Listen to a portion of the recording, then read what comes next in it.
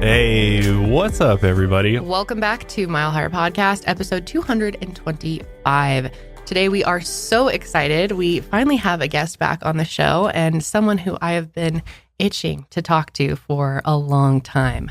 Benita Alexander. Welcome to the show. Thanks so much for having me. It's really great to be here. Really great to meet you. Yeah, it's like I said, so awesome to meet you and very surreal because I've been, into your story for quite some time now, and I've seen so many interviews with you, and to just be sitting with you in person is really cool. So if you've not heard Benita's story, this is so mind-blowing, you guys. You're going to be, like I said, just totally blown away by this. When I first heard your story after Kendall had recorded a video on it, I was just kind of like, how is this even real? Because it only seems like something that would be possible in a movie script or something like that. But the fact that this is real actually life, real. This actually happened to you, and there's this man who we'll get into that's out there, and he's a surgeon doing some, what many would say is experimental surgery. I mean, it's absolutely insane that it is.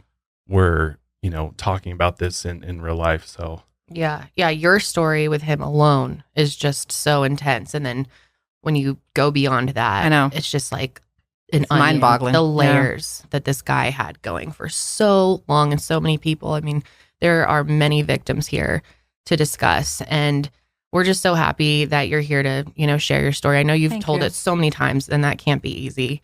But it's so important, I think, for people to hear this and to hear what people are capable of. Exactly. And that's what we were just discussing before this is, it makes you start to question everyone, especially people like doctors.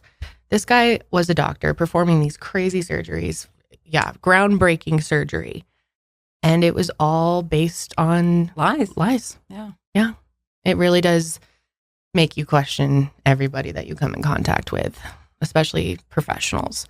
So we will get into all of the details here. There's a lot that you guys are going to, I just know there'll be so many questions. And so, I'm just so glad we have you in here to tell us exactly. I want to give, just for those, before we get into, I mean, we have a lot of ground to cover just to sort of make all this make sense, but you've called him a pathological con man. Is that the best way to describe?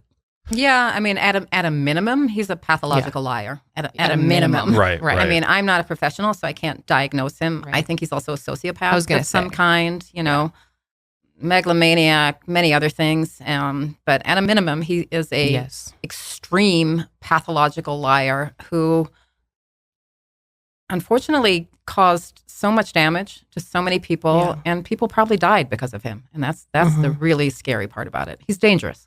He is dangerous. And he's not behind bars as of right now, which when you hear about the things that happen and the outcomes of the surgeries that he's done, it will blow your mind that there hasn't been, any more jail time given due to how these surgeries have gone and patients have died. And then obviously just all the things that you've gone through with him. And it's just... Yeah. How is he still getting away with this? Yeah. It's crazy. It's crazy. So you also have a podcast that you've recently started kind of over the summer, earlier this year. Benita and the Baracas, which I'm actually not saying the word right. It's this beautiful Colombian word, which stands for a strong woman who's been through something really difficult that is still standing strong and fighting back and has overcome. And when I discovered this word, and I was in Colombia on vacation, and there was a restaurant with this name, it was run by all women, and I just fell in love with the word because it really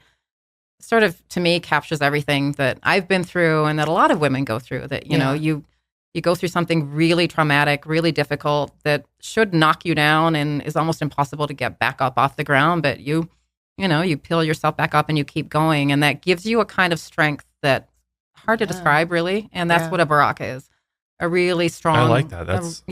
like unbreakable. Yeah, a really strong woman, and it's also about empowering other women. Yeah. And not... Barakas work together, and so... I love that. You have a support system. And, which is so important, to not point the finger at other women and to really embrace each other and support each other, and that's very much part of my whole platform now. Yeah. So in the podcast, I retell my story in sort of a encapsulated form, and then I've started telling other women's stories because so many women unfortunately, this happens to a lot of women. Maybe not as extreme as my crazy case, which we'll hear, but a lot of women get conned by someone that they loved and trusted, and they're all coming to me now wanting to tell their stories, and there needs to be a place to expose these people, and I think most importantly to help other women know that if this happens to you, you're not alone. Yeah. And above all, you're not stupid, Yeah. Yes. I mean, there's so much shame attached to being duped or conned, and the tendency is to want to hide under the bed and not talk about it, but we need to talk about it. Yeah. If we don't talk about it, this perpetuates. This doesn't stop. Exactly. Yeah. The more education that can be out there for other people that could fall victim to something like this. Well, and just breaking the stigma of like shaming victim shaming. For, how are you so dumb that you'd fall for this? And it's terrible. People are so awful, especially on the internet. I mean, I've seen victims who have passed being shamed even after their death. Commenters, they should have known better. It's just so sad. I mean, so it's brave to get out there and tell your story and help other women do the same. So yeah, that will be all linked below. You guys should definitely check it out. Is there a way that people can contact you if they have a story or want to connect with you about something they've been through? The best place is to go to either Instagram or TikTok, and it's Benita Alexander _official. And then in the link tree, there's links to my website and a contact page where if you have a story. And we can throw your link tree, here in our subscription box and show notes and stuff so people can check it out. Because that's what I was going to say too, is like, we're going to do a deep dive on this, but there's also tons of media coverage and documentaries, and we'll try to link as much of that below as well, just because I think it's all, because like obviously we're not going to be able to show everything that's in the documentary, and there's just so much information. Like we want you to be able to tell your story the way you want it to be told, and that's why we love bringing people on, is because we are just kind of secondhand getting this information from other people, reporters, documentaries, things like that. But it's a whole different level to actually bring the victim or the person in and allow them to tell their own story. Yeah, tell their own story. It's like, we do our best to tell other people's stories for a living, but it's like, it's best from the person who actually went through it and lived through these things. And so,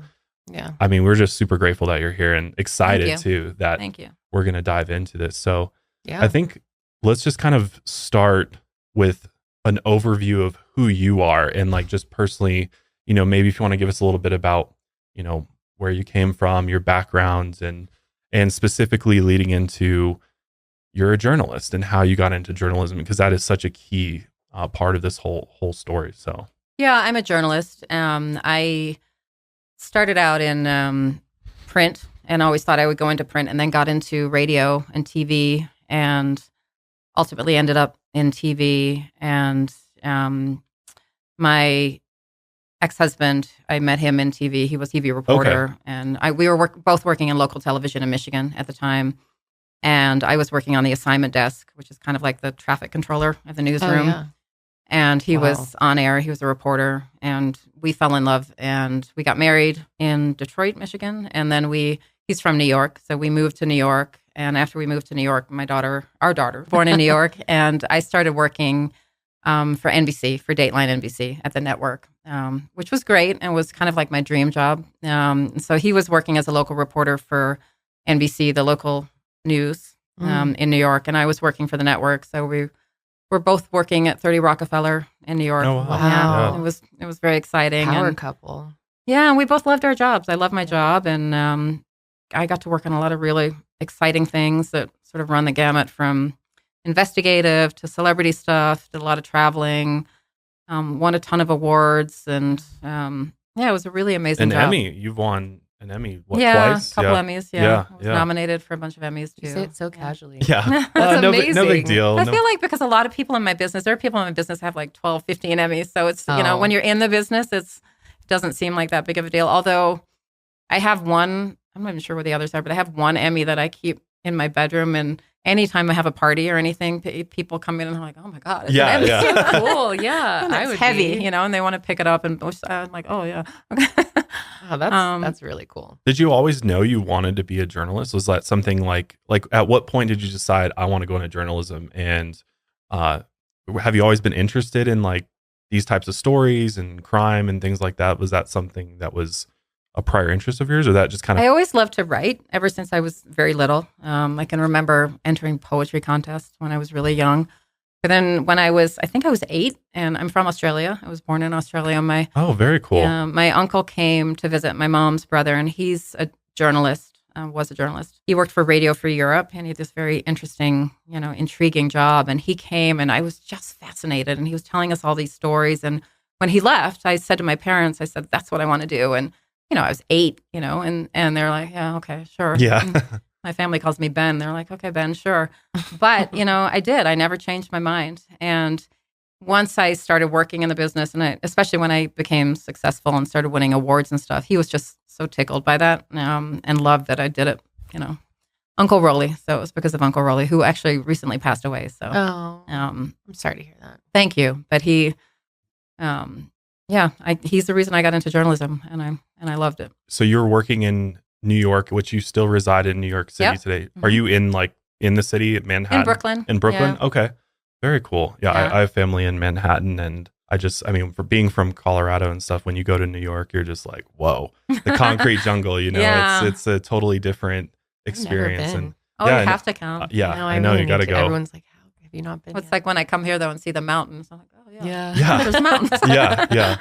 I know, walking around on the streets, and you're just looking up, and it's just skyscrapers all everywhere. Around you. I know. It's kind of versus like out here, it's wide open, and you're seeing the mountains and stuff. It's kind of and it's a lot of people condensed into a small space. It's very high energy. It is very high energy. Yeah, I think that was the thing that kind of blew me away, was just how fast everything is. People are just moving quickly past you, like nobody's just like it's not for everybody. Actually, I would fall apart. My anxiety would be raging. I can't even imagine. Even going to downtown Denver for me is like a big thing. It's like overwhelming sometimes. Okay, so you and your husband eventually got divorced. So that was 2009. Mm-hmm. Okay, and so you guys remained pretty friendly to some degree and co-parented.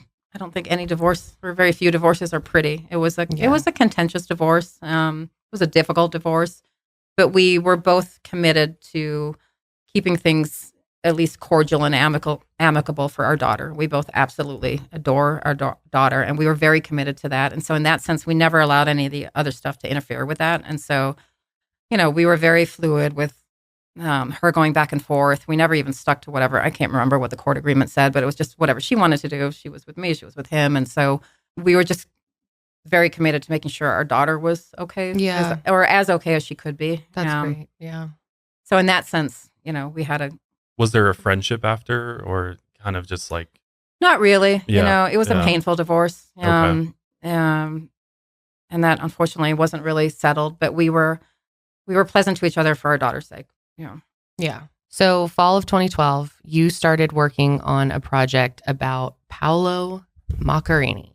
Yeah, what happened, this is, I think late 2012, actually, we started looking into a story about something called regenerative medicine, which is this fascinating field because what it involves is the idea is that we would get to the point where whatever's wrong with you, whatever disease you have, or I don't know, you get in an accident, you need a new hand, arm, leg, that basically you're going to be able to order up new body parts from the lab, just like you would go to the drugstore to buy whatever you need. Yeah. The idea at its most simple premise is that we would get to the point where you can just order whatever you need, from the lab, which obviously has the potential to radically change the face of medicine, right? And cure diseases that can't be cured right now and help people who can't be helped right now. And so it's this very fascinating field, this sort of groundbreaking field. And it involves stem cells. And especially then, stem cells were all the rage. And so we started looking into this field. There was a big article in the New York Times about it. And it was, it's sci-fi kind of stuff, like Frankenstein kind of stuff, really is. Yeah. Totally. And it was really fascinating. And we were interested in doing a story about it. And as we started researching it, there's one name that keeps coming up, Dr. Paolo Macchiarini. And he's this Italian surgeon and scientist. And he was considered to be kind of at the forefront of this field of regenerative medicine. And he is radical and he's a pioneer because he was really pushing the envelope. He was doing things that nobody else was doing, and he was willing to take risks that nobody else was willing to take. And he was sort of pushing things out of the box and doing something that literally nobody else in the world was doing at the time. So there was a lot of research into this field and a lot of, trials being done and a lot of experiments being done. But he was actually doing it. He was putting artificial tracheas, the windpipe, into patients, and they were made out of something that looks like this, like a straw, a little straw. He would take the patient's own stem cells and he would bathe this artificial trachea that's made in a lab in the patient's own stem cells in something like a chicken rotisserie, and then implant this surgically into the patients. And so the idea was that this, basically a plastic tube, was made in a lab, that it would sort of intertwine or, embed with the patient's own stem cells. And that once transplanted into the patient, this would all magically grow. And I mean, it was incredible. And it sounds amazing. Yeah. And this had the potential to help people who literally had no other hope, who had been told, there's nothing we can do for you. It's over. These are people that had everything from accidents, car accidents where they'd lost the windpipe, to cancer, to other diseases. And they were being told there's nothing we can do for you. And here's this man who's saying, I can help you, and he's doing this radical, groundbreaking procedure. And so, immediately he caught our attention, and his nickname was the super surgeon, and he's this Italian doctor. He's very charming. He's very good looking. He's got this kind of George Clooney thing going on. He kind of had this whole, interesting allure about him. And he was working at the place in Sweden, Karolinska, that awards the Nobel Prize in Medicine. Very prestigious. He's doing clinical trial in Russia. He's working all over the world. And so he seemed like the perfect person to kind of build this story around. Yeah. And that's how we first became interested in him. The first moment you met him, I know I've heard you describe it in other documentaries, but you said it's like kind of a spark, like something set off in you. Can you describe a little bit more of what that was like? Yeah, we reached out to him and we asked him what surgeries he had coming up. And he was about to do a surgery on this little toddler from Korea, Seoul, South Korea, Hannah, this beautiful little girl who had been born with no trachea at all and had spent her entire little life in the hospital. She'd never left the hospital. With a tube inserted, right? But she had no windpipe. So she could not survive without, she had this tube down her throat. She needed basically 24/7 care. So she had lived her whole little life in the hospital. So she was going to get this transplant. They were going to bring her from, and not only that, they were going to bring her from Korea to the U.S. to do the transplant. So she was going to be the youngest person in the world to ever get one of these radical transplants. It was going to be the first time this was ever done in the U.S. And so we decided this is the perfect case, sort of build our documentary around. And also, her parents are just the most lovely, lovely, lovely people. I just absolutely fell in love with them the first time I talked to them. So we decided to do our story about Hannah. But obviously, Dr. Macchiarini is also very focal to the story. And the first time I met him was in February of 2013. He was coming to the U.S. to speak at a conference. He did a lot of that at the time. And we decided to do our first interview with him in Boston. And so we went to Boston to meet him. And, I definitely was intrigued by this man. I think everybody was, you know. I mean, he's doing something nobody else in the world is doing. And he's it's kind of like a Elon Musk type of person. Very much He's so. just like really pushing us, pushing civilization sort of to the next. And we need people like that in medicine. Things don't move forward if you don't have people who are willing to take chances and take risks. And so he was fascinating, but nothing more than that to me, But we set up this meeting and we were waiting for him in a restaurant, me and my colleague, and I've never experienced anything like this ever in my life. He came in. And, I'm sitting there and he comes in around the corner, and the second he looked at me, and he's very good looking and very charming, but the second he looked at me, something happened. Like our eyes locked, and there was some sort of like almost like electric spark, which sounds so ridiculous. I don't even know if I believe in love at first sight, but something happened. And I actually felt like some kind of chill go up and down my body. And in my head, because I'm so pseudo professional, and I was like, Benita, what the hell was that? And whatever that was, just like, no, forget it. Like push it down. And I kind of was, and I think I was blushing. I felt like a little schoolgirl. I'm like, I was so flustered. Wow. I thought, what the hell just happened? And I had to take a second in my head to like, okay, whatever that was, like, let's forget it. Yeah. And then that was just it. Then I went right back into professional mode. But there definitely was some kind of instant spark or connection or something between us. Did you guys have a lot of conversation at the conference, or were you just kind of observing him at that conference in Boston? Not a a lot of conversation. Okay. We, you didn't like formally interview him at that point? We did formally interview Okay. him, but I was the producer. I wasn't doing the interview myself. The correspondent was, and I had a little bit of interaction with him. You know, he's very flirtatious in general with everybody. I was just say, do you do that to whoever interviewed him? Yeah, he's with men and women. He's just got this kind of Charm. very self-assured, charming air, and he's, you know, kind of embodies the George Clooney character. He's, you know, he's playful, you know, and a little bit, you know, flirty with everybody. He's very alluring. Everybody was just kind of like in awe of him. Yeah. But then I didn't see him again until at least a month later when he flew to Korea, because Hannah had to be brought from Seoul, Korea, all the way to Illinois for her surgery. And so he flew to Korea to be on the plane with her, because it was a risky flight. She was coming on a commercial flight. It was the fastest way to get her here. And on that flight, we sat together on the plane, and it's a long flight. I think it's about 13 hours, if I remember correctly.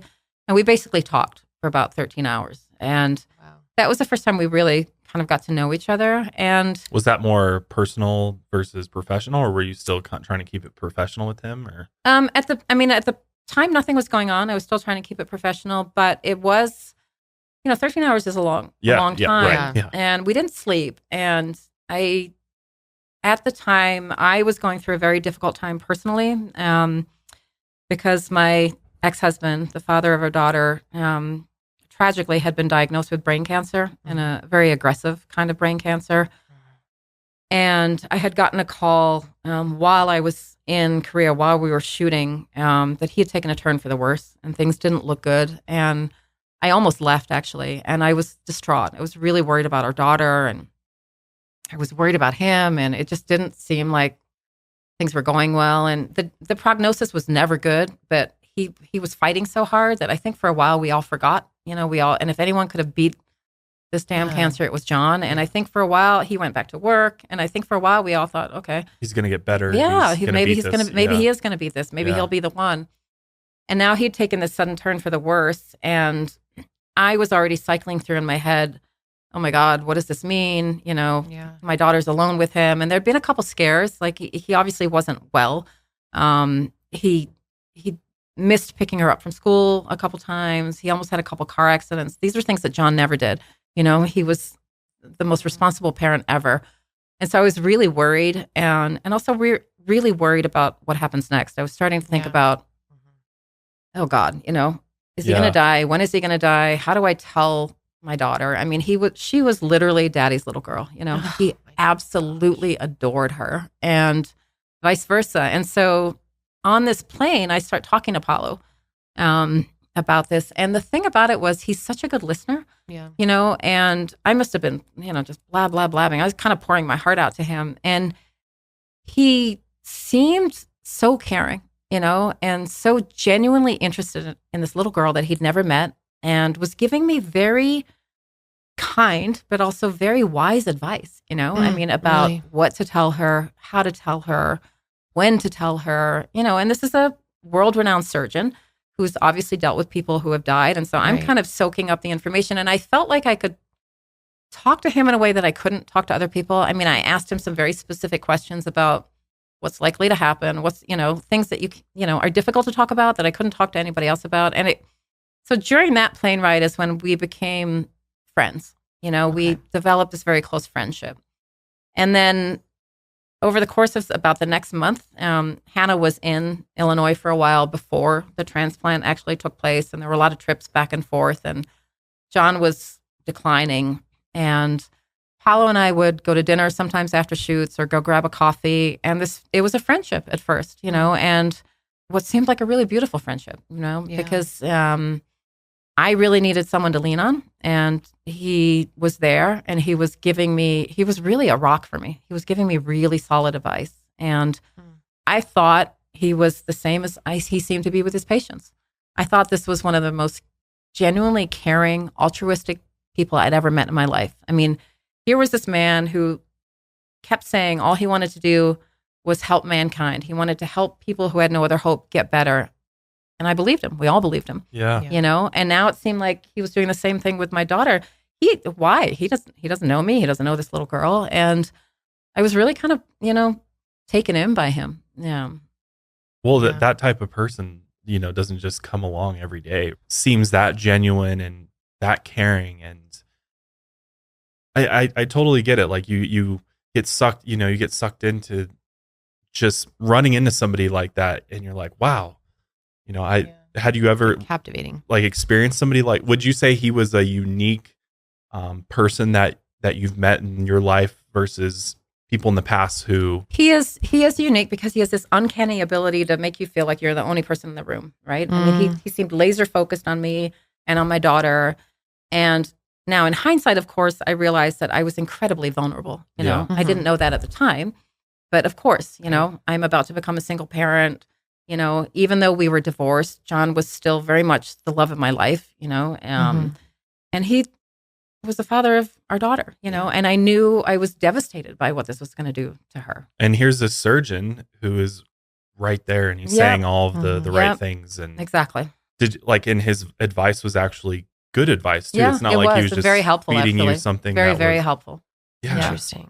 Yeah. Had he given you like specific examples from past experiences he had been through? I mean, he literally walked through with me. I said, how do I tell her that her dad's going to die? And contrary to what a lot of people think, because she was 9 when her dad died. And, a lot of people think you should tell children less and you shouldn't give them too much information. And certainly they don't need all the details. But he was the one that said to me, like, you got to tell her the truth. You have to prepare her. You have to sit down and basically tell her that her dad, not in those words, but her dad's going to die, and not sugarcoat it and not, try to pretend that everything's going to be okay, which is a little bit of what was happening with some other people, which is normal, So hard. And it was just very real, and very task oriented, like, okay, do this next, do this, and this is what you need to do, and you need to prepare yourself for this, and you need to, all the things that people don't want to talk about and don't want to think about it. He sort of laid it all out for me, and it was extremely helpful.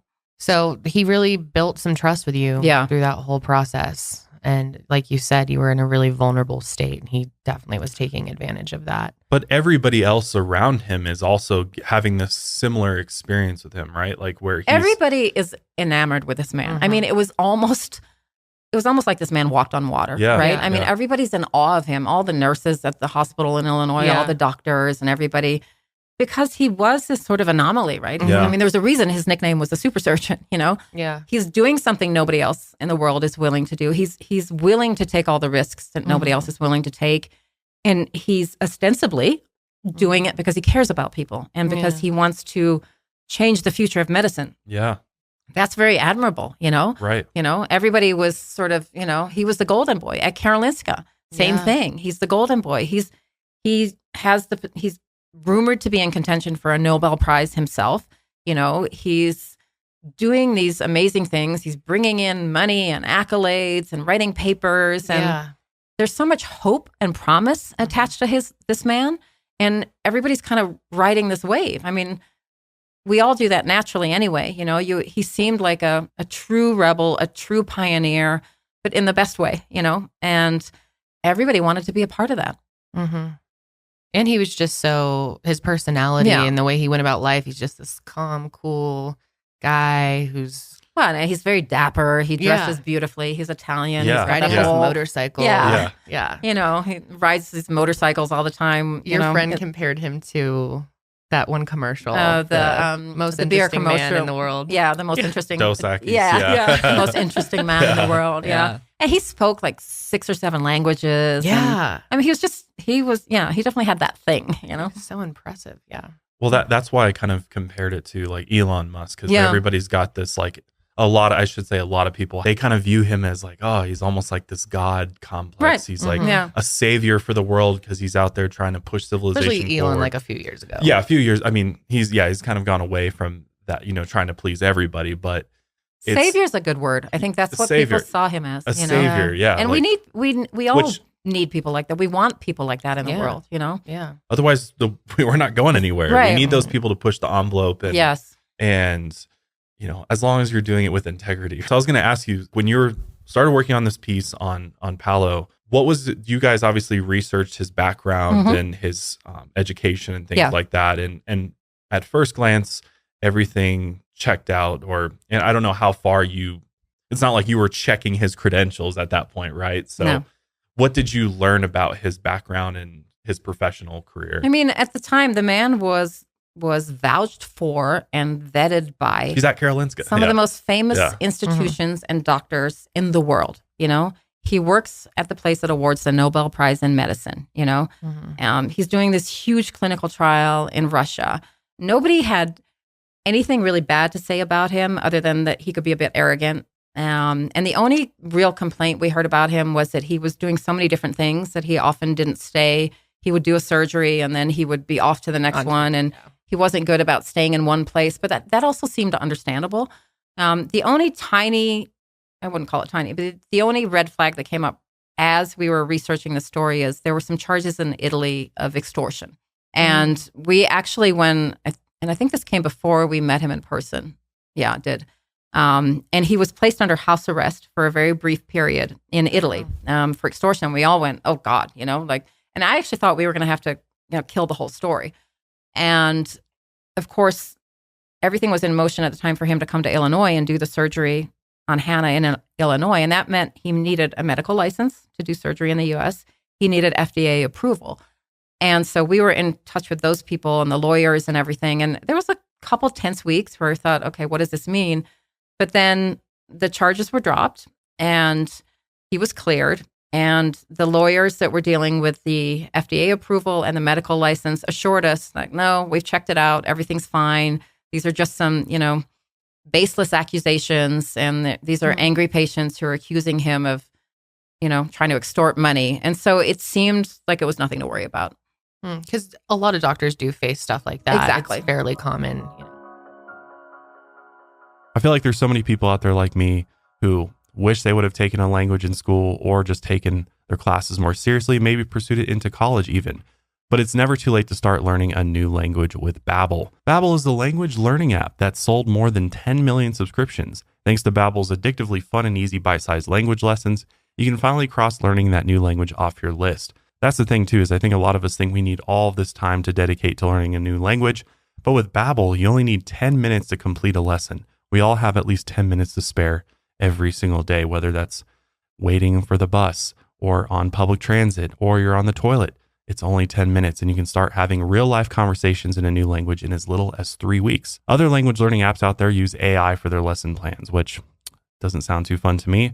But Babbel lessons were created by over 150 language experts and voiced by real native speakers, not computers. Their teaching method has been scientifically proven to be effective. And with Babbel, you can choose from 14 different languages, including Spanish, French, Italian, and German. So maybe you want to learn one language, or you can learn all 14. Babbel's got that for you. Plus, Babbel's speech recognition technology helps you to improve your pronunciation and accent, which I think all of us, when learning a foreign language, that's what we care about most, is being able to speak it and not sound absolutely insane when we do it. There are so many fun ways to learn with Babbel too. In addition to lessons, you can access podcasts, games, videos, stories, and even live classes. And best of all, it comes with a 20-day money-back guarantee, so you got nothing to lose to at least try it out. Start your new language learning journey today with Babbel. Right now, get up to 55% off your subscription when you go to babbel.com/milehigher. That's babbel.com/milehigher for up to 55% off your subscription. Babbel is language for life. Just for those listening, according to all of his colleagues, his academic career is obviously very impressive, and he received his medical degree from the University of Pisa in Italy in 1986 and his Master of Surgery in 1991. And also, while earning his Master of Surgery at the University of Alabama at Birmingham, he took some courses, but he says he also got a degree in biostatistics there as well, which we found out is not necessarily the case. But then he worked as a professor as well. I think the point was he was both a surgeon and a scientist, and he had multiple degrees and had worked all over the world. And, there was no reason, unfortunately, at the time to doubt him. To question him, yeah. Right. That's interesting, because I was wondering about that too. I was like, how is he going to get approval to do surgery here in the United States? Yeah, I had to go through the FDA. Right. And that's not an easy thing to do. Getting FDA approval is not easy. Getting a medical license when you're not a doctor in this country to do a surgery here is not easy. Yeah. And he got both of those things. Yeah. And that tells you a lot right there. Everybody believed this man. When did things start turning romantic with Paolo? There's obviously a sort of gradual build up to this. It's not like the next day after. Yeah. No, I mean, this is over months we're friends, and this is coinciding with, my ex-husband getting worse and worse and worse. And Hannah has her surgery in April of 2013 and initially is doing very well. And at the same time, things are very radically and drastically declining, with John. And he goes into hospice, and it's obvious what's going to happen. Mm-hmm. And I was really struggling with it.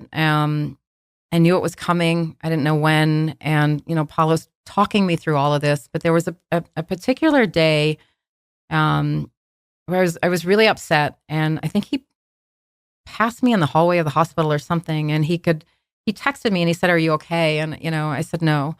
And he asked me if I wanted to talk. And I just said, I don't know if I'm going to make it home in time, to say goodbye to him. And he said, "You need to find a way to say goodbye to him your own way. It doesn't matter what it is, but you need, he said, trust me on this. You need to do something just for yourself and for your daughter so that you feel like you've said goodbye to him, even if you don't, get to see him before he dies." And I thought, okay. And I thought about it for a while, and I called him the next day and I said, I know what I want to do. And he said, "Okay, I'm going to help you." John's favorite flower, which we had at our wedding, is bird of paradise. It's just a very beautiful, exotic flower. And Paolo he loves to ride motorcycles, and we had filmed him for B-roll, riding around on his motorcycle, and he still had the motorcycle. So he took me on the motorcycle to a flower shop, and I went in and I got 3 birds of paradise, which were for me, my daughter, and John. And I said, I want to find some water somewhere and just, kind of throw them in the water. And so he drove me along the Illinois River for a long time. And I finally found a place, probably about after 30 minutes, where I said, we can stop here. And so he stayed on the bike, and I walked to the water and, did my thing, threw the flowers into the water. And I was probably there about 15, 20 minutes, something like that. And I came back, and I'm walking towards him on the motorcycle, and I'm crying, tears are streaming down my face. And I'm obviously in a very reflective, melancholy mood. And as I walk up to Paolo, he looks at me and he just grabbed me and hugged me, and not just any hug, but one of those really tight kind of bear hug, really embracing me, and so heartfelt it felt like. And so I so needed it at that time. And we didn't say anything, to each other. He just held me, and, tears are streaming down my face. And it was at that moment for me, I thought, oh man, I'm falling for this guy. I knew it. I'm falling for this guy. And that was a problem. And that was a problem because in journalism, there's this sort of unwritten rule that you don't become involved with the subject of a story. And there's a very good reason for this, right? You know, it's kind of the cardinal rule in journalism, because if I'm doing a story about you and we become too close, obviously my objectivity can fly out the window. You're supposed to maintain, of course you get close to people as you're doing stories about them, because I think it makes you a better storyteller. But there's a line, an invisible line you don't cross, because you don't want your objectivity to be compromised. And, we were still in the middle of doing this documentary about him. And so this was a no-no, and I knew it. And I thought, oh, what the hell am I going to do? Because this had been building for months. I desperately needed somebody to just kind of wrap their arms around me and tell me everything was okay. And so it was hard. I was really fighting with myself. Yeah. And I mean, it's such a romantic setting, and for him to ride on the motorcycle. And I can totally see how that would be a very captivating moment. So you pretty much kind of hit the ground running from there with your relationship. Yeah, pretty much. I was resistant, I was wrestling with myself. But then John passed away in June of 2013, and I was just a mess, and obviously extremely worried about our daughter. And it was just a very difficult time. And we were finished shooting the story at that point. And Paolo said to me, I want to take you somewhere for the weekend. I just want to get your head out of all this. I was at my mom's house in Michigan with my daughter, so she already had somewhere to stay. And he just said, I think you need a break, and I want to take you somewhere and surprise you. And I said yes. I said, okay, and so he takes me on what would become one of many surprise trips, and he takes me to Venice, like the most romantic place in the world, totally. And it was like romance on steroids. And this set the, precedent for many, many romantic trips. And it was just, it was incredible. I had never experienced anything like this in my life. It was romance on overdrive. I mean, everything, the best hotel room, walk in the hotel room and there's dozens of roses, the best champagne, waiting in a bucket. It's like, what are you supposed to do? Well, it felt like I was in a movie. I literally felt like I was in a movie. I just, he planned everything out. He got, we were only gone maybe 3 days. It was a short trip, but he got private tour guide, private boat to take us to all these little islands. And I mean, it was just romance, and we went to museums and he's so knowledgeable and, he's talking about all these things. And it was just the most beautiful trip. Were you guys like a couple at this point, or are you still kind of just casually dating? By the end of this trip, we were a couple. Okay. Yeah. By the end of this trip, I was done. I was just, in hindsight, he was moving very fast, but I think I was not aware of that at the time because of I was so caught up in the grief of losing John and worrying about my daughter. But things were moving very quickly, too quickly in hindsight. But I was not cognizant of that at the time. So looking back, you said he was really knowledgeable about things on these tours. Do you question any of the things he was telling you? No, I think the man is brilliant. You really I really do. I think he's very intelligent. And that's part of the tragedy of this. And also part of what makes him so damn good at what he does, unfortunately. Yeah. And part of the reason he got away with it for so long. He's very intelligent. So where was he living at the time, or where did he tell you he was living? He was living in Barcelona. And one of the first things he told me, while we were in the sort of friendship stage of our relationship, is that he had been separated from his Italian wife for many, many years. He had 2 children who were in their sort of late teens, early 20s at the time. And he said that they lived separate lives. His wife lived in Italy. He lived in the house in Barcelona. He had been there at that point at least 5 years or something like that.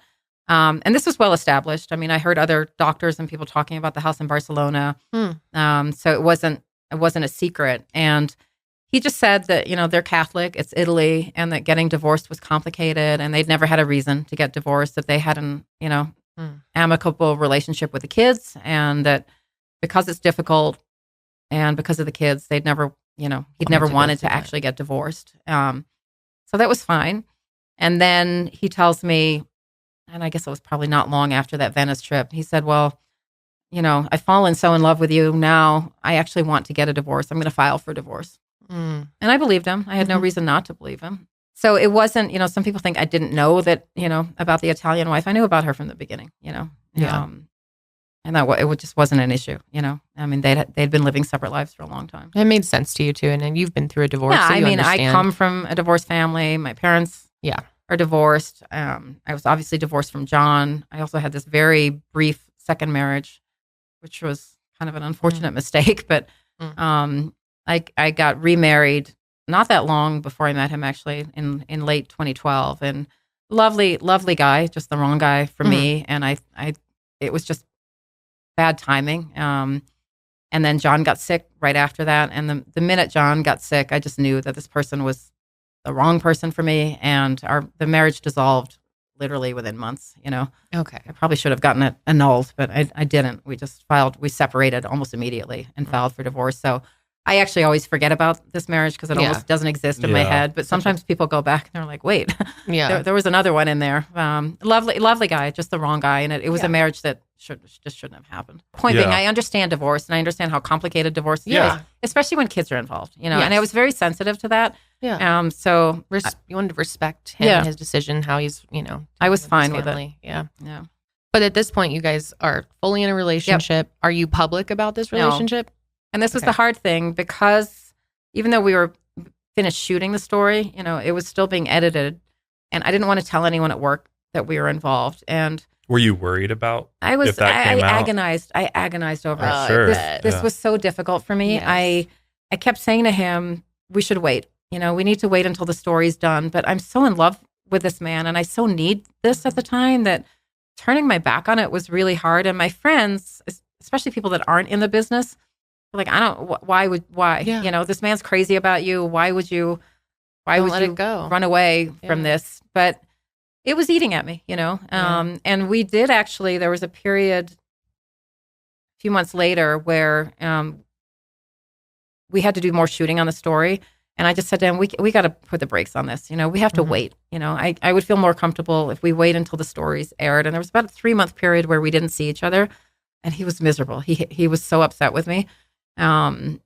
He was in Europe and he was whining and complaining about it all the time. And he was really unhappy about it. But I didn't feel right about not telling people at work. And I was really having a hard time with it. But then, John died June of 2014. And that summer, my daughter was at summer camp. She always goes to this summer camp in Pennsylvania, and we wanted to keep her routine. So this overnight camp, she would go for 4 to 6 weeks. And while she was there, I had my own health scare. I had uterine fibroids, and I'd always had them, but probably because of all the stress with John and everything, they suddenly exploded and were overtaking my uterus. And my doctor called, and she basically said, listen, these need to come out, and I can't tell you until they come out if it's cancer or not. It's the worst. It was worst case. It was nightmare. I'm like, no, this can't be happening. My daughter just lost her dad. I cannot be sick. This cannot be happening.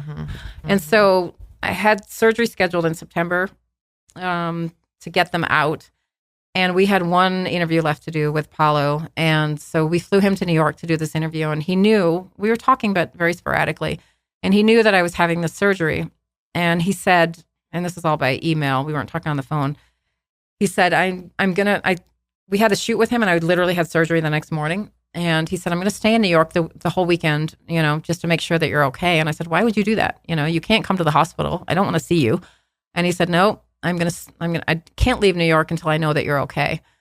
And that was another thing that I just thought, wow, who does that, So, here he is sitting in this hotel room somewhere in New York, waiting to find out if I've recovered from the surgery and I'm okay. And after the surgery, I just had this kind of realization. I thought, what am I doing? I've been through so much, John just died. I just had this health scare, and they hadn't told me 100% definitively, but they told me after the surgery that it looked like everything was okay. So it looked like I was going to get a clean bill of health. And I just thought, this is nuts. This man is sitting in this hotel room that I'm madly in love with, and I'm not even letting him, come to the hospital. And so I texted him. I said, you know what? Come and see me. I want to see you. And he comes, and again, out of a movie. And my mother was there. He comes to the hospital, and he walks in with a single red rose. Oh my gosh. And he gives it to me, and he was just so sweet. He was walking me up and down the hallways because it's abdominal surgery. It's not unlike a C-section or any other abdominal surgery. It's very difficult to walk afterwards. Yeah. And he was so tender and sweet, and he didn't stay that long and didn't ask for anything. But after he left, my mother looks at me and she's like, Ben, you're crazy. Wow. Yeah. He's amazing. And I don't know what you're running away from, and even there, I had a roommate, and she's like, who was that? And so then a couple of days later, I reached out to him and I said, look, I want to see you again. Yeah. It's almost kind of like a life is short, why waste time moment. Yeah. That's exactly what it was. I was going to ask you, this is kind of off the topic that we're on right now, but I'm in my head, I'm like, when you guys after that Venice trip, did you guys have what was the depth of the conversations that you had? Did you feel did he share about his past, his childhood? Did you guys ever go there, or did it kind of stay? So what's interesting, especially in hindsight, he was in constant communication. I wouldn't necessarily call it love bombing, but I guess it is a kind of form of love bombing. We were in communication all day long, every day, no matter where he was. Texting, he would send me video love messages all the time. He would leave voicemails. He would, we were never not in communication. My love, good morning. I hope that you slept very well and had a chance to dream of us. I miss you very much, but I'm so happy that I see you so soon again. Something I realized that he did, which I now always tell other women to look out for, is he put a lot of focus on me. He asked a lot of questions about me. And this is a tactic that con artists use. They extract all kinds of information from you. They don't give you a lot of information about themselves. Yeah. And they're so busy focused on you and that, that you don't even realize what's happening. Yeah. But the information I got about him was limited, and I would ask questions. Obviously, I'm a journalist. I probe, but he would change the subject. He would tell me a little bit, but in hindsight, it was way more about me. He knew way more about me than I knew about him. We did talk about things. We talked about his childhood. We talked about his family. He talked a lot about his father dying and how hard that had been on him and how difficult it had been growing up. He was sent to a school in Swiss Germany, and he didn't like it. And he talked a lot about that. And he talked about how close he was to his mother. But there was not a lot of deep detail.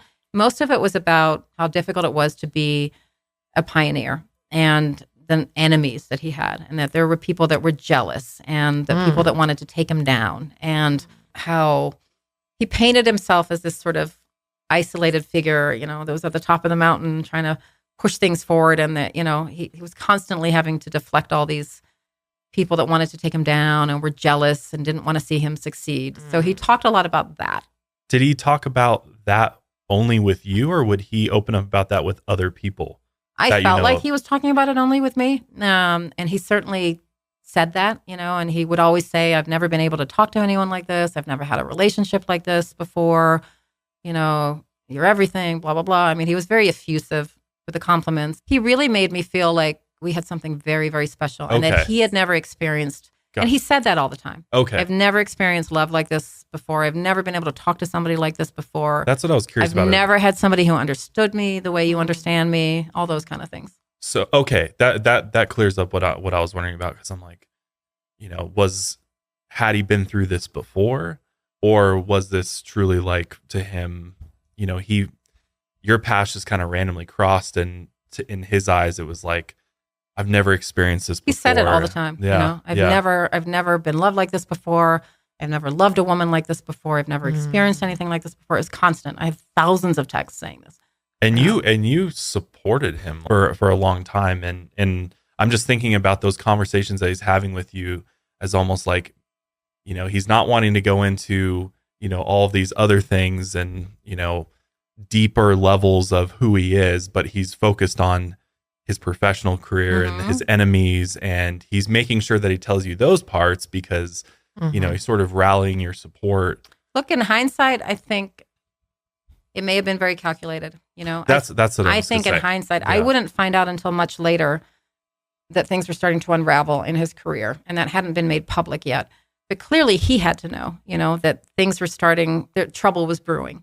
And maybe he targeted me because he thought I could help him, as a journalist and somebody that could be in his corner. And maybe part of his tactic was, let me get her on my side and in my corner. And of course, I'm doing what any loving partner would. I believed him, and I was 100% supportive. So that very well may have been very calculated.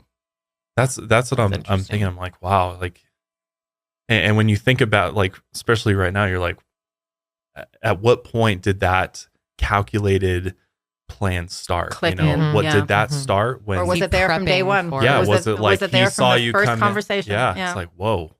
And that's the scary part, is like, at what point did that start? Exactly. And was any of it real, or was it just part of the plan?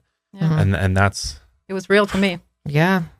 Well, so the relationship progressed pretty quickly, and you guys went on many different trips. You traveled all over the world. Russia? Got any stories? So many romantic trips. I mean, we went to, I probably can't even name them all. Greece, Russia, London, the Bahamas twice. Wow. My daughter came on some of these trips, Mexico, Turkey, and just so romantic, so romantic. Everything was so romantic. Everywhere we went, he loved to surprise me. That was his thing. He was so into surprises, and every surprise was bigger than the last surprise and more over the top than the last surprise. And oh my gosh, everywhere we went, it was romance on overdrive. Yeah. And to the point that we would go on these trips, and literally every time somebody inevitably from the front desk or somewhere at the hotel would pull me aside, some woman say, where'd you find this guy? How do I get one of those? And I'm like, does he have a brother? And, and they would get all invested into it. I mean, in Greece, there's video of it. There's rose petals all over the floor and rose petals on the bed spelling out "I love you," and and he would do all this and get all the hotel staff involved, and so many things to the point that sometimes I was like, stop, like it doesn't have to be. I was gonna say, did you ever get embarrassed or just like, okay, this is like a little much. Like, it doesn't need to be this all the time. Yeah. And also the other thing is, which was weird later, because it was like he was documenting his own demise, but he was always videotaping. Yeah, that's what I thought was strange. All the time. I have so many videos where I'm like, turn the camera off, please stop. Not everything has to be on videotape. I took a lot of pictures. Photography's always been my hobby. So I took a lot of pictures, but he was always videotaping. And there's one video where I'm actually sort of mocking him. I'm saying, this isn't a documentary. Yeah. And he's like, no, it's just for me. So he's just got his phone out, or did he bring like a camera? No, he had like a nice camera. So he's capturing all the work that he's doing here, all the surprises. He's very proud of himself for everything. Yeah, which, I mean, if you want to get into the nitty gritty of it later, that's been compared to like, if you want to get really grim, like a serial killer, documenting. Yeah. It's a little weird. It is. Yeah, it is a little weird. And he was also spending a lot on just like, because you're not paying for these trips. You pay for I paid here and there. Yeah, I'd buy a plane ticket here and there if he said, come see me somewhere. And I spoiled him too, not the same way he was spoiling me, but he spent money like money was growing on trees. Money was not an issue for him. And that's one of the weirdest things, because most con artists, not all of them, but, somebody like the Tinder swindler guy or they're after money, Yeah. Ultimately, what they want is money. They might spend a little money at the beginning to make you think that they're into you and they have money, but money was not his thing. And he would take groups of my friends and family out and pay for everybody, and not just pay for everybody, but get, the nicest 10 bottens of the champagne. nicest champagne. He spent so much money. It was nuts. Yeah, which all your friends are like, woo, this is great.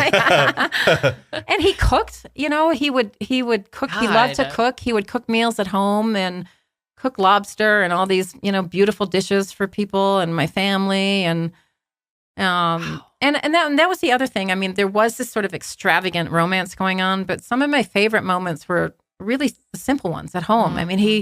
My favorite things were, I would come home from work and he would have a whole meal prepared. He'd been cooking for hours, the candles burning and the music playing. God. And then we'd eat dinner. And then, me and Paolo and my daughter would sit there and play games, play Scrabble or watch a movie. There was this kind of wildly arrogant, excessive, over the top side of him. But there were also a lot of really just simple, beautiful moments. And who wouldn't think that was real? Yeah. He spent a lot of time with us, like a lot of time. Yeah. Do you feel like those more real moments were in fact real? Like, did he, obviously he had children and things like that. Do you wonder if he gave his own children that sort of experience? Like, was he really bonding with you guys in some ways? It felt like it, you know, and he devoted so much attention to my daughter. Scott invested in her too. And so he got so invested in her in it, and she fell head over heels in love with him too at the beginning, and he was wooing her the same way he was wooing me. He spent a lot of time with my friends. I had a friend that was diagnosed with breast cancer, and he insisted on sending her money.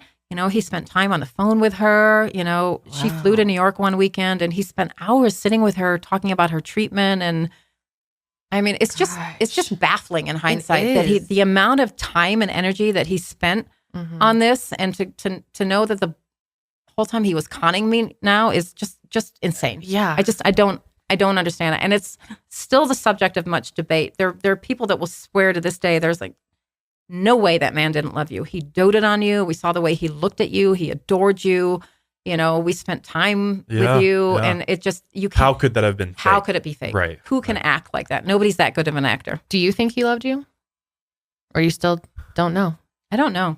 I go back and forth about this one a little bit, because maybe in his sick, twisted head, he loved me the best he could. Yeah. I think he needed me, Was it all for selfish, nefarious reasons? I don't know, Did he fall in love with me and then he just got in too far and he was over his head and he didn't know how to get out of it and it got out of control? I don't know, He has never to this day, I've been talking publicly about this for 7 years, He's never said a word, Wow.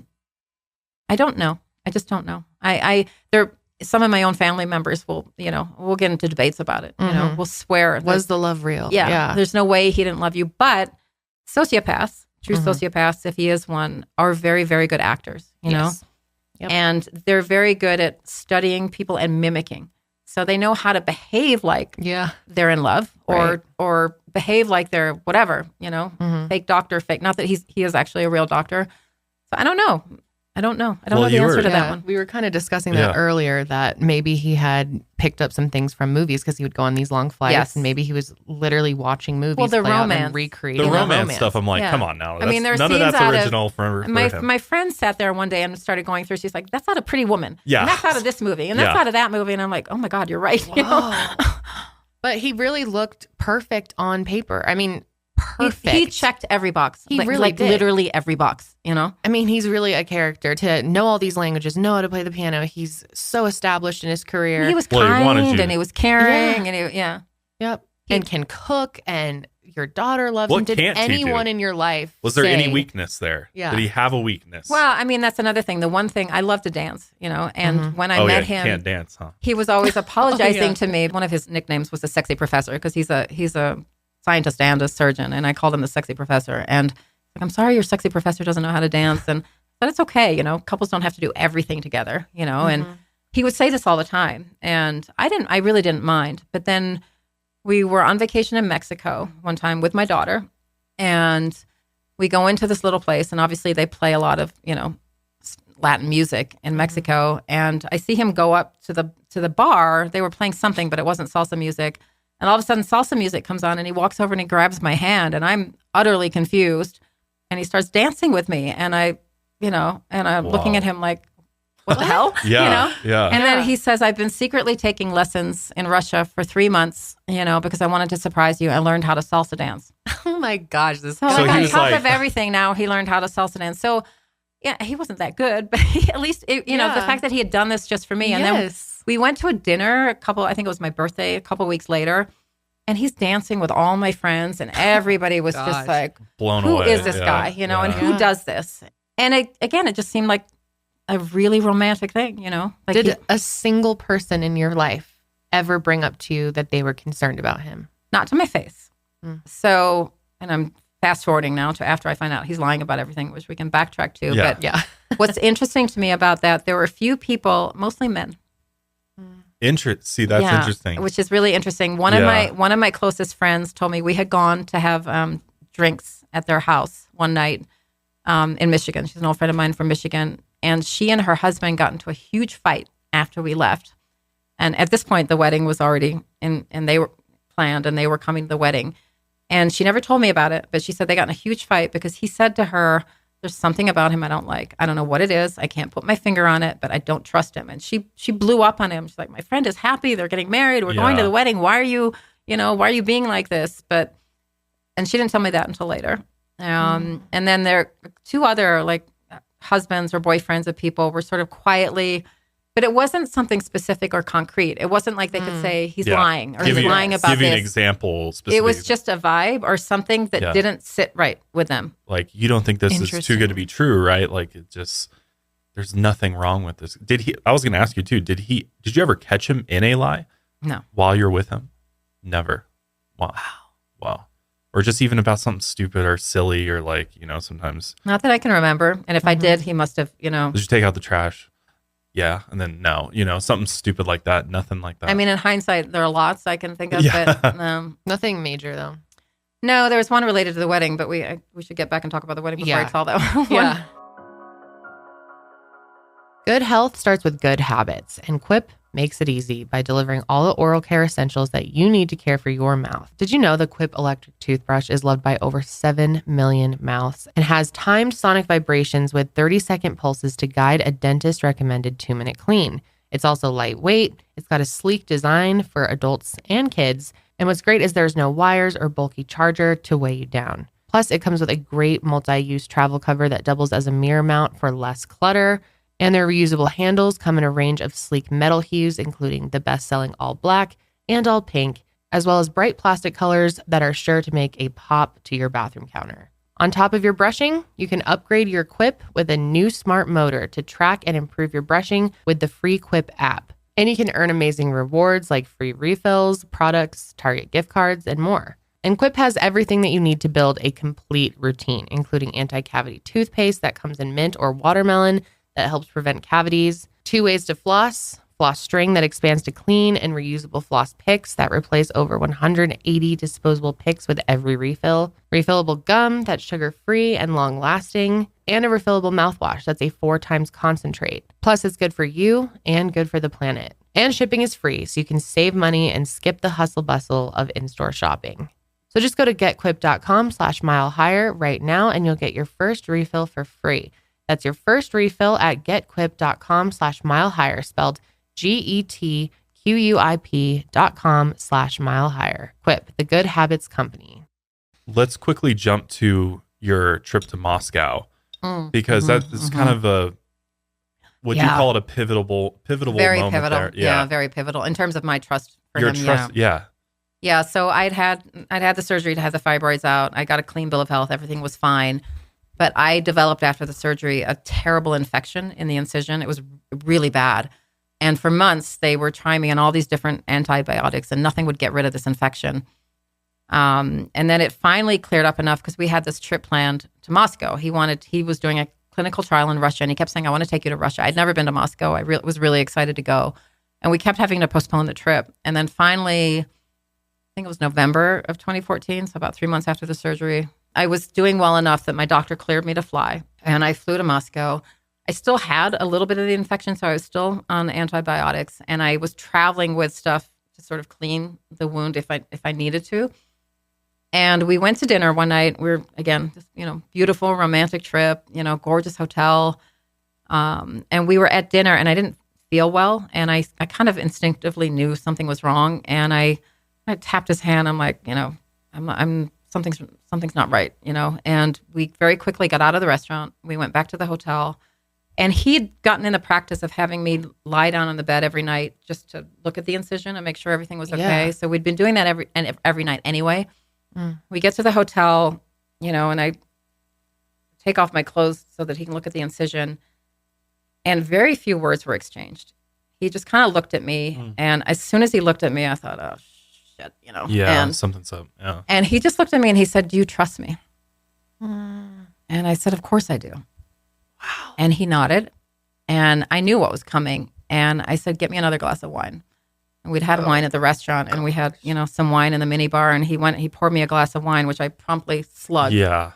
And he went into the bathroom and I had these scissors, like, I don't know. Cosmetic scissors. Yeah. Just a little travel thing. Yeah. Wow. Not little, but like, serious scissors, but like cosmetic scissors. And he went in the bathroom and he got my scissors and sterilized them with something. I don't know what. I hope it wasn't just hot water, but I think I had the equivalent of hydrogen peroxide in some form. And he sterilized them. And he came out and again, we don't talk, and he's got these scissors in his hands and I just take a deep breath and he literally kind of stabbed me with the scissors, to be honest. Wow. And were you watching? No, I'm squeamish. I can't. Yeah, I was gonna say. Oh my gosh. No, Even thank talking you. about this. I know. Oh my God. But when he did that, all this disgusting green, yellow, nasty, infected stuff came out, Pus like and oozing stuff, yeah. out. Oh man. And the next day, I actually felt better. But what was interesting about that night, I kept saying to him, especially after he did it, and he kept saying everything's going to be fine by tomorrow. I think I fell asleep not long after that, but I said, shouldn't we go to a hospital? Shouldn't we go, and of course he got very upset. You've got the best surgeon in the world. Right. Why do you need to go to a hospital? I'm like, well, I don't know. I have to fly in a few days. This doesn't seem okay. Yeah. And I called my surgeon in the U.S. the next morning, who was flabbergasted and aghast. And he said, he did what? And he said, why aren't you at a hospital? And, Paolo got on the phone with him and kind of assured him. And then my doctor actually said, he probably saved you because if you had flown, it sounds like the infection was so bad. If you had gotten back on a plane, if that burst on the plane, God knows what would have happened. Wow. So for me, that just cemented my trust in him. I mean, he had basically saved my life. And I don't know if it was that drastic, but he had definitely saved me from, what could have been a horrible ordeal. An emergency happening. Yeah. And again, he seemed so caring, and he seemed so confident and so assured and so worried about me, so it just, and again, this is early in the relationship. Within the first 6 months, I just had immense trust, I mean, this was someone I trusted implicitly. Oh my gosh. Yeah. I mean, especially after that, I mean, really, what can this guy not do? Do you feel like your love for him grew after this? Oh, yeah. It was just, you're just. I mean, I just kind of threw myself into him. Yeah. You know? When I say I trusted him implicitly, here's this man who's been there for me while my ex is dying. And I said this to friends many times. Nobody could ever step into her dad's shoes. I never could, never will. But he really seemed, and I actually said to myself, you know, John would approve of him, you know? Yeah. This is somebody that, as best as someone can, you know, he can fill that role, you know? And I really thought he was the perfect guy for us. And he promised us both, you never have to worry about anything again. I'm going to take care of both of you forever. He called us his princesses, you know? I'm going to take care of my princesses forever. You never have to worry about anything ever again. And I believed him. Yeah. Wow. So it wasn't much later than this that he proposed, right? Christmas of 2013. And he just hands you a box.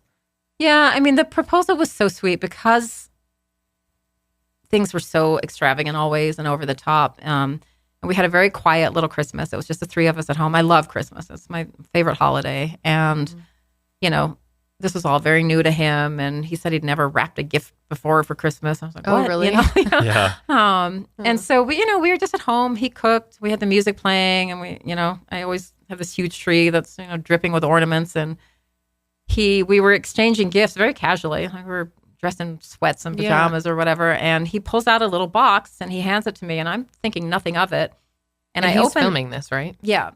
And I guess my first, I should have picked up on something because he pulled out a bottle of Dom Perignon. And I was like, we're fancy this Christmas, huh? Yeah. And my daughter was kind of giggly. I would find out later she was in on it, but I didn't know. And as I'm opening the box, they're both kind of giggling. And I open it, and it's a ring, a gorgeous ring. And I just and he was videotaping. And I kind of looked at him, and I'm like, is this what I think it is? And he just nodded. So he never got down on one knee. And that was actually funny because he just nodded, and I just, I was shocked. I mean, I literally was speechless. My mouth drops open on the video. I'm just like, I can't talk. And it was beautiful, and it was beautiful in the simplicity of the moment, and it felt so genuine. My daughter later gave him a very hard time. She said, "That's not how you propose. You have to get down on one knee." She said, "I don't think you even asked the question." Yeah, will you marry me? He just does a nod. But you knew. It seemed, and you can tell in the video that you knew what that it was ring meant. more of a promise of marriage at the time because he said he had filed for divorce, but the divorce hadn't gone through legally, yet. And he would later propose maybe 2 or 3 more times and actually get down on one knee and officially propose. But it was more of an intention to marry. But that's when we got engaged, and it was really beautiful, And it was really beautiful because it was so simple and sweet and genuine, or it seemed to be. Yeah. And it was a beautiful ring. Yes, it was. Except for he told you it was worth he told me quite a bit. Yeah, he told me he'd paid $100,000 for this ring, and it was handcrafted in Italy, which seemed exorbitant to me. But okay, why would he lie about it? All these little diamonds. Was there a brand or anything on it? No, because it was handmade, and it was custom made for me. So some local jeweler and. I mean, it said whatever it was, 22 karat gold or whatever it was inside, but. I would later find out that it was worth about $1,000. Yeah, that's just crazy. I mean, the clip too of the appraiser, the right? jeweler, looking at and he just starts laughing when you tell him how much. Like he told you it was how much? Yeah, he's like, that clip is crazy. Was it actual diamonds on there, or was it? They were, and it was gold. It wasn't fake. It just wasn't. The worth quality as much. wasn't what it. No, it wasn't worth anywhere close to what he claimed it was worth. So at the time, did you feel like things were moving quickly, or did they feel about right? It felt a little fast, but because it was sort of a promise of marriage, it didn't, it didn't feel as fast. I mean, I was head over heels in love with him. Totally. At the time, I knew I wanted to spend the rest of my life with him. He had said that to me many times. He said that to my daughter. So it just felt kind of organic, Felt right. But then he's a very, very busy man. So he's off, he holds all these positions around the world. And so how much did you see him after that? Like, what was like the average amount of time? We saw each other a lot, actually. I mean, he was in New York, I would say once a month, at least. And he would stay at least 4 or 5 days, sometimes a week. And then he was flying me on different, a lot of times if he was somewhere, he would fly me in. for a weekend or whatever. So you go to him. Mm-hmm. Okay. So we saw each other a lot, and we talked all day long, every day. Okay. So even though it was long distance, you still felt like very connected. Yeah, very connected. He loves his video messages, huh? Yes. How many of those do you think you got sent from him? Like, God, at least 50, Yeah. Yeah, he would record these little love messages, We'll I see if call we can them. play some. Good morning, my love. I am with Igor. I'm eating a salad and I cannot stop thinking at you, and just wanted to wish you a beautiful Sunday morning and day, and tell you how much I love you and how much I want you, desire you, want to be mine, and want to live with you and die with you. I love you. Bye. He would just, tell me he loved me, he missed me, or Which whatever. is, so sweet. I mean, it's like, Yeah. Yeah, very sweet. Who doesn't want to get messages like that Right. from that person? And so how soon after you got engaged did you guys like start talking like wedding plans? And let's go ahead and get into that, because that's where this really starts to Yes, take off. Yeah. Yeah. We waited. The special that we had done on, and it wasn't really on Paolo, it was more on Hannah, but obviously Paolo's a big part of the story. The special that we did, it sat on the shelf for a long time, but it finally aired I think it was June of 2014. And I wanted to wait until it was aired before we became official, and certainly before we started telling people that we wanted to get married. And so that aired, and then we picked a date. We picked the date July 15th of 2015, and we sent out a save the date for the wedding and started planning the wedding. And Paolo told me he wanted a big Catholic wedding in Italy. He grew up in Italy, and his mother is still in Italy. He talked about his mother all the time. She lives near Florence, and he said he wanted to be married somewhere in Tuscany. And he actually flew me and my daughter to Italy, and we went and looked at different places to get married. We met with a wedding planner. We met his mother. We went to his mother's house, and she cooked us homemade gnocchi. We had this lovely afternoon sitting in the kitchen with his mother. Wow. She cooks for us. She pulls out the family photo albums, and she's showing me pictures of young Paolo and his dad. And, everything seems so real. I talked to his sister on the phone that day. She was all excited about the wedding. In hindsight, his mother speaks not a word of English. I don't speak a word of Italian, So Paolo's translating? Yeah, so he's translating. When we left, she was crying, tears streaming down her face. She's embracing me like hard as hell. My daughter, there are pictures of him embracing me, embracing my daughter. After we left the house, he took us to the cemetery to his father's grave. In hindsight, I'm thinking, what in the hell did he tell that woman? The only thing I can think of, because I'm a very affectionate person, and not like we were making out in front of her, but we were, holding hands, and it's very clear that we were together, at least to me. But because she was crying, I can laugh about it now, but I don't. He must have told her that either I was his patient, or my daughter was his patient, or we both were his patients. Maybe we were both dying. Maybe that's why she was crying. I can't think of anything else. What else could he have told the woman? She would be that emotional. Yeah. You think maybe she was just grateful that her son had found love? Maybe. Was it that kind of crying? It seemed like she felt bad for you. Maybe. I don't know. I just don't know. I don't know what that poor woman knew. Interesting. But this is one of the things when people say to me, how did you believe this? He flew us to Italy. Yeah. He paid for everything. We sat in his mother's house. She showed us photo albums. Yeah. She made this homemade meal for us. She was crying. Who wouldn't believe that? Who wouldn't believe it? Really, it's strange that people even have the nerve to say that to you, because I think anyone there's no reason not to believe it. He's showing you everything. You're living it every day. So, especially meeting like his family, and getting that close. That just doesn't happen in every story like that. No, and his sister, he had one sister. Her daughter was going to be our flower girl. I emailed back and forth with the sister. Now, in hindsight, I'm thinking, was that him under some fake email? Could have been. Wow. I sent a flower girl dress to some address in Italy. I don't know where that dress went, but Oh my God. Do you know for sure that was his mom that you were with? Like, would you have any way to verify that other than? I'm pretty sure it was his mom. It seemed that way. They had the photo albums. the that would be name, like the a lot photo of work. albums. That That would take a hell of a lot of work, actually. This is my fake mother. Yeah. Some random woman in Tuscany. Somebody, though, that was convinced. I bet she was an actress. I'm like, that's just way too much work. Yeah, to get the photo albums, to get the name on the, on the nameplate on the door. I don't know. That's just when would he have time to do that right. too? Like, wow. Wow. Do you think she actually knew that you guys were going know. to? Well, I guess, yeah, I just don't know. 'cause, yeah, the language barrier. You have no idea what she knew. Know. Wow. So he's obviously trying to get this divorce. And I'm assuming. We look at some places, and then we come back to New York, and I move into a different job at NBC, and I'm really busy, like crazy busy. And my job started very early in the morning, and I was totally overwhelmed. And Paolo says to me, "Look, you're so overwhelmed. Let me take over. I want you to let me take over the wedding planning." And of course he does. Yeah, and very convenient in hindsight. It was a very clever, calculated move. Yeah. And because at first I was like, "What do you mean?" He said, "Well, look, I'll find the place for us to get married in Italy. Yeah. You don't have time to travel to Italy. And I want to surprise you with everything, and I want to plan the wedding. All I want you to do is find your dress and just show up looking beautiful. That's all you have to do." Which in a way sounded very romantic. Yeah. But also for me as a producer, I mean, I'm a control freak. I'm a producer. Yeah. And I wrestled with this, and I called my friends. I called my sister. I said, what do I do? And they all said the same thing. They're like, you know what, Benita, for once in your life, can you just let go? This man loves you. He's really good at surprising you. Yeah. Everything's going to be beautiful. record. Let him surprise you. Why not? And he made me promise. He said, if you agree to this, you can't ask me any questions about anything.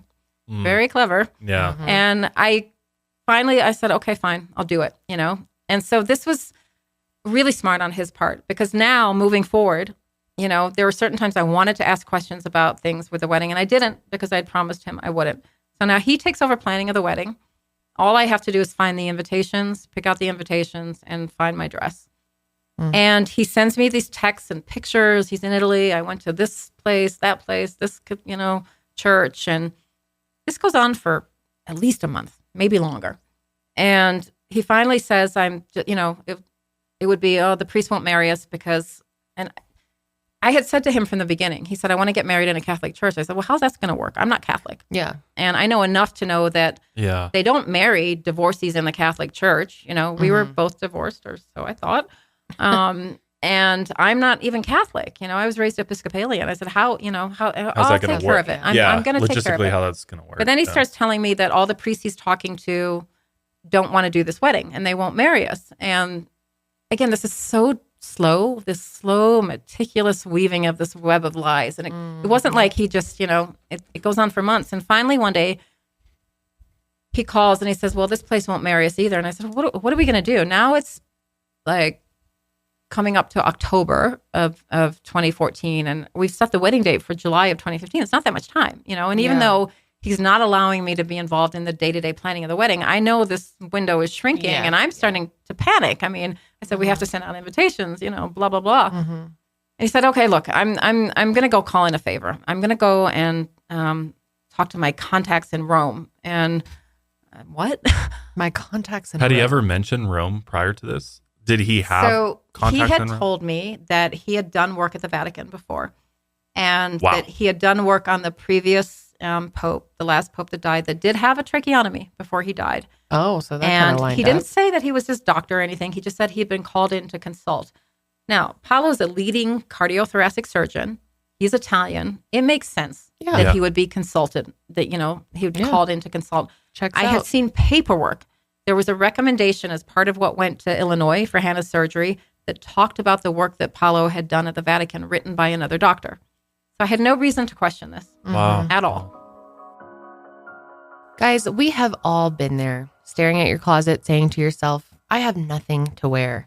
Now you can have Stitch Fix refresh your wardrobe just in time for fall. Stitch Fix is the best way to discover new styles and brands just for you. You can think of Stitch Fix as your style partner. Your stylist will learn about your tastes and collaborate with you on looks that you'll love. All you have to do is answer a few questions about where you typically like to shop, what you like to wear, and your price range. And they've got you covered with over 1,000 brands and styles. And the best part is you can try your pieces on at home before you buy.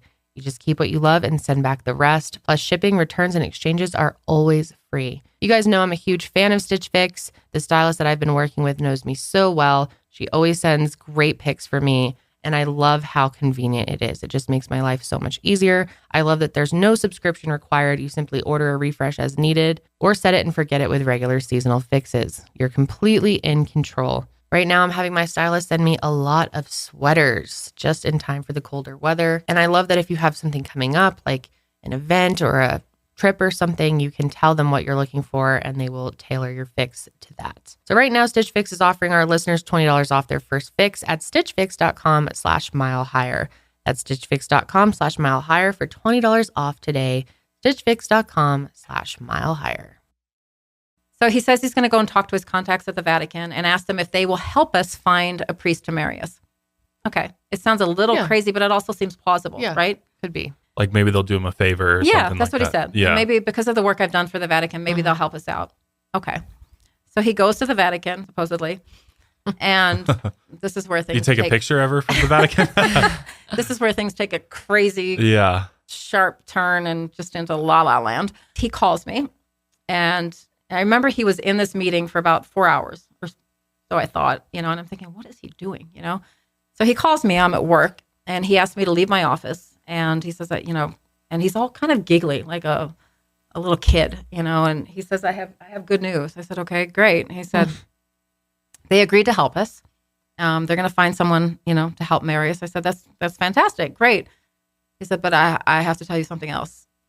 What? And he said, well, I actually met with Pope Francis himself. And I'm making a face like that on the other end of the phone. I'm like, you're like, huh? What? You're joking, right? Yeah. And he said, I know this sounds a little crazy, but he offered to marry us himself. I'm like, what? And I'm like, stop it. I thought he was like pulling my leg. Right. I called BS on him. I'm like, and I was actually pissed off because I was really busy at work. And I'm like, stop. Don't waste my time. Yeah. And he's like giggling and he, like, no, he's going to marry us. And I'm like, shut up. And I actually hung up the phone on him. I was so irritated with him. Then I go back to my desk and just out of curiosity, I literally type into Google, does the Pope marry people? Because I'm thinking the Pope doesn't marry people. Yeah.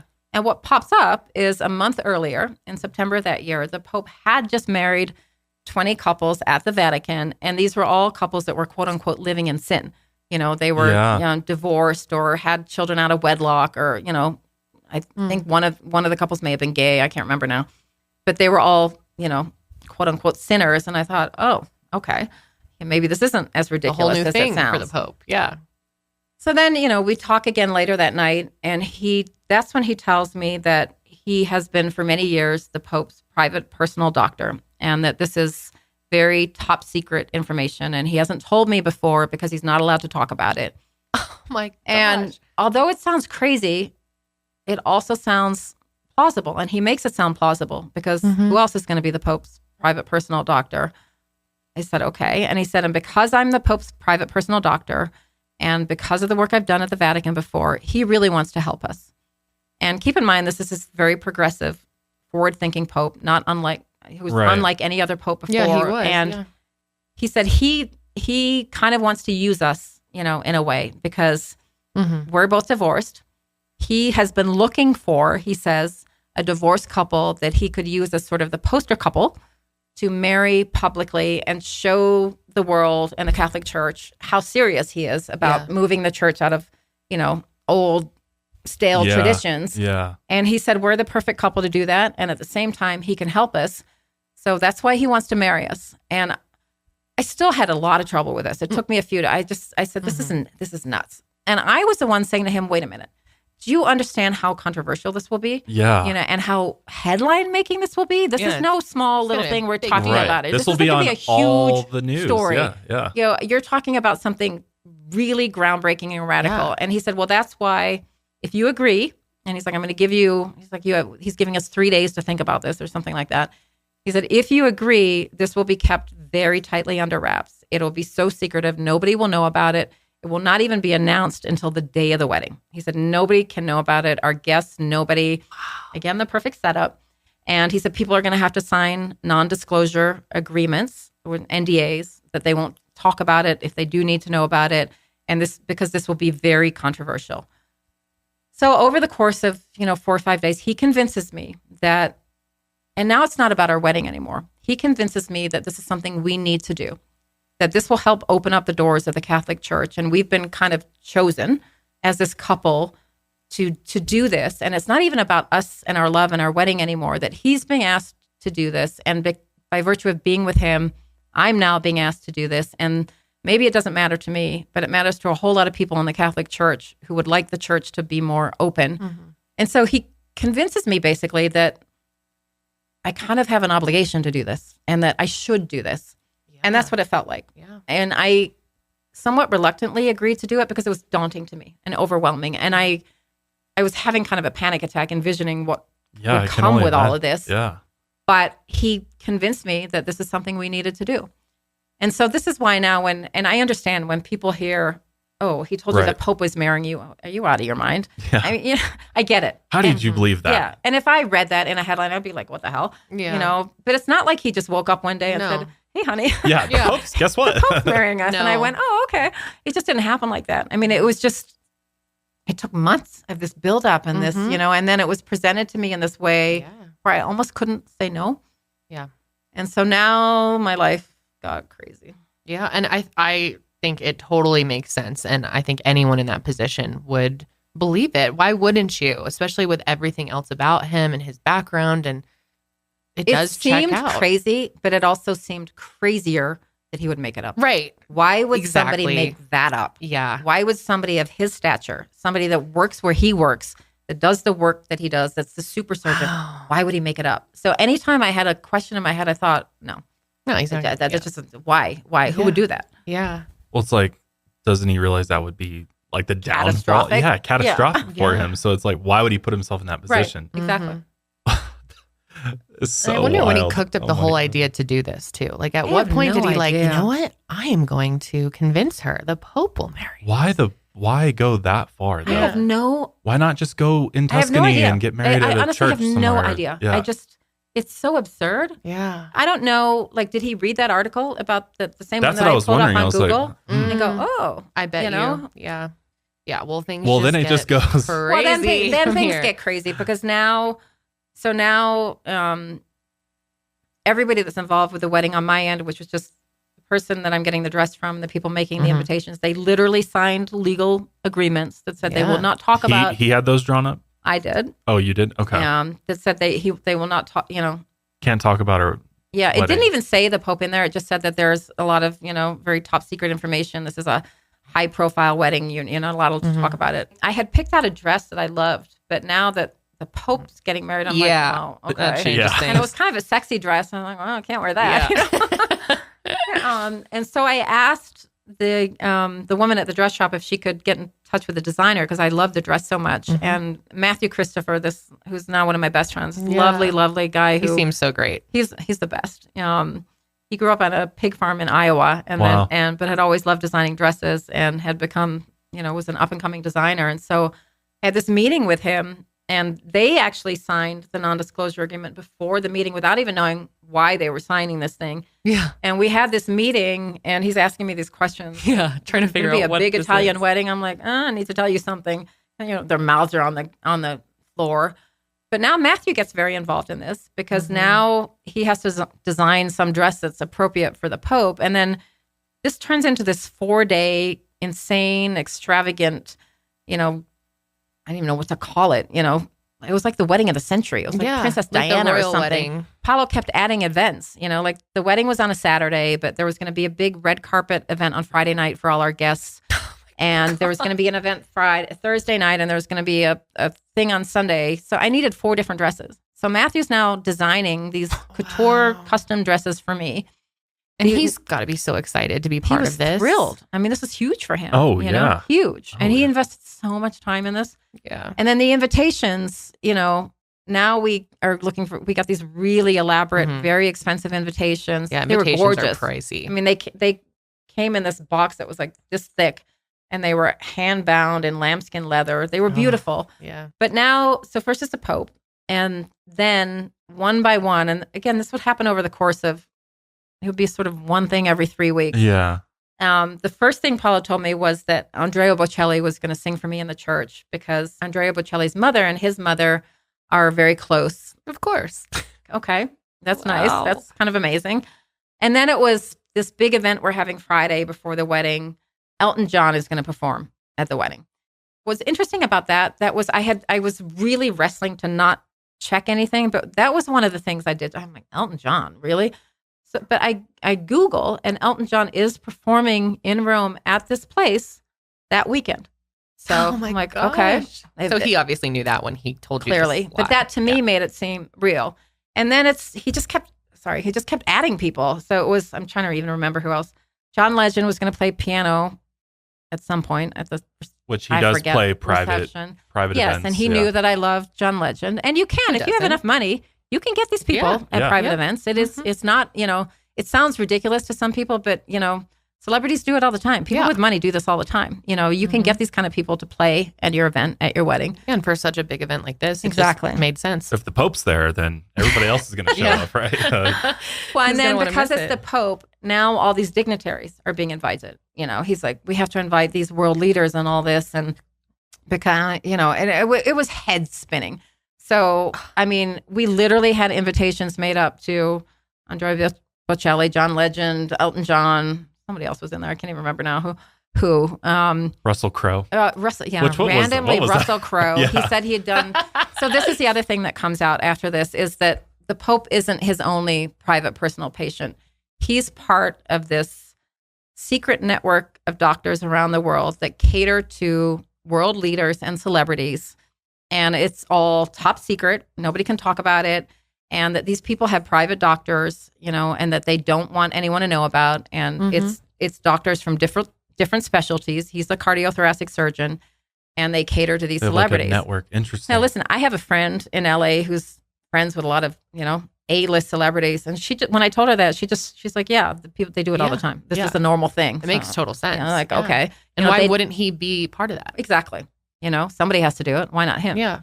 And he made it all sound very real. So then it comes out that, so Russell Crowe was on the guest list because he said he'd done work for either Crowe or somebody in Russell Crowe's family. I don't remember. Then the Obamas, he says that he's done work on Obama. The Clintons, he claims to be like best friends with Bill Clinton. There were people, the Sarkozys from France.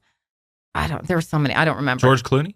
No. He didn't get an invite. He would be like, you have to compete with him then. That wouldn't be that might have been the one that gives it all. The one we argued about. So we literally have wedding invitations made out to these people. I mean, that's how crazy this is. So you're getting addresses, you're figuring out where they're going. The people like that, the celebrities, and it just said, his honorable whatever, Mr. and Mrs. Bill Clinton, whatever it said. It didn't have an address.